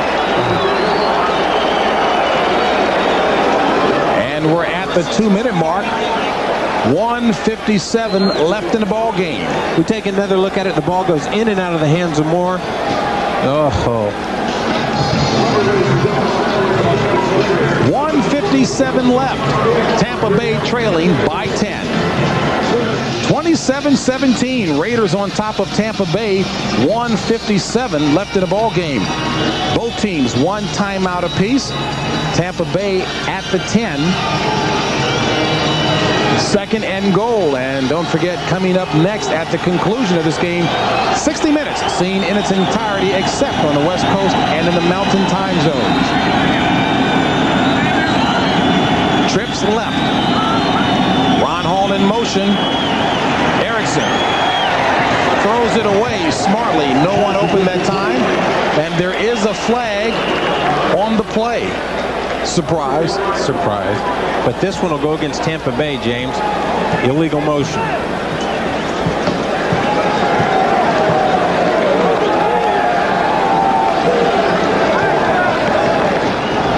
Illegal motion. Offense, 2 players moving prior to the snap. Penalty is declined. 3rd down. That'll do it. You've got Hall is the one that's supposed to be in motion, and Copeland is not. And Copeland starts to move. The reason they put Ron Hall out there, a tight end, is so they could come back and run a tight end set the next play and keep the Raiders off balance. 3rd and goal. Workman, the ball carrier. Nowhere to go. Stopped by McLaughlin. A loss of 3, and Sam Weiss calls his last timeout with 1:39 left in the game. Straczynski holding for this 31-yard field goal attempt by Michael Husted. And it's good. Tampa Bay draws 3 points closer with 1:34 left in the ball game. And White encouraging his squad, trailing by a touchdown as we get set for the onside kick. Oh! The Raiders. Rocket Ismail has it at the 28 for the Raiders with 1:34 left in the ball game. Tampa Bay with no timeouts remaining. The Raiders with 1. And assuming that the Raiders do hold on, this is what the AFC West will look like. And again, as we made the point earlier on, Raiders have to win the remaining 2 ball games in order to secure a playoff spot. 8 teams going for 6 spots. Kansas City, a winner, improving to 10-4. You know, you talk about how close everything's been.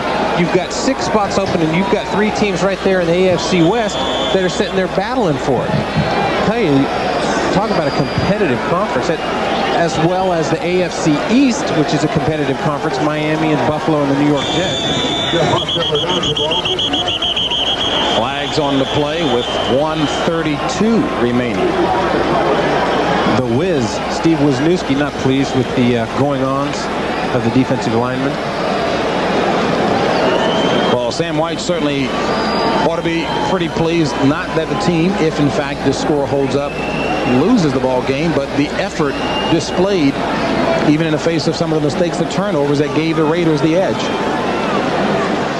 Illegal formation on the offense. Only 6 men on the line of scrimmage. Penalty is declined. Second down.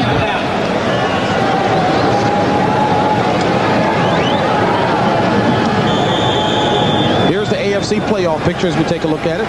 Buffalo, Houston, and Kansas City right now sitting very good. And Pittsburgh, wow, Pittsburgh swept by Houston this season, and even the New York Jets still alive in the playoff picture as Jeff Hostetler goes down on one knee. So Archell, who had difficulty putting a finger on exactly why the Raiders have been plagued by inconsistency, said the bottom line is let's still get the victories and keep going. We are on an uptick, and that's the way it appears, as if it will end with a victory being the uptick notion. And yet another flag. Personal foul. Defense. Personal foul. Offense. Number 65 is ejected. Well, if that's the case, if they're looking for vultures, they're heading toward the broadcast booth here, Dennis.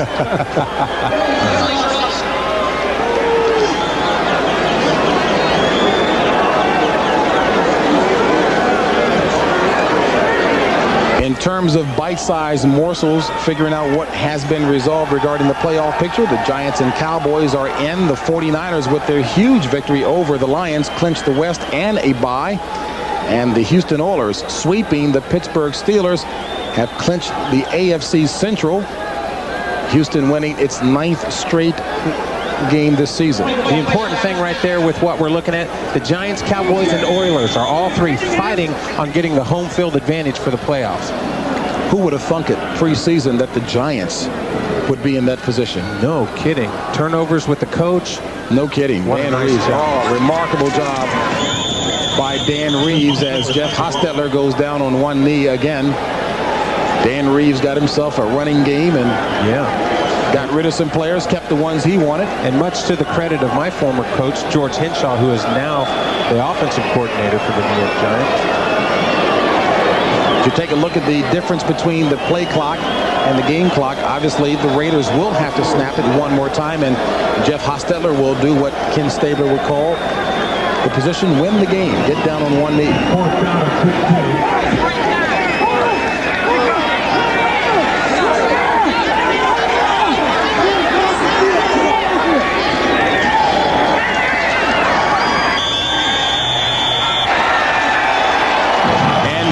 The game ends with a little yelling and screaming and pushing. That's been the common thread through this game.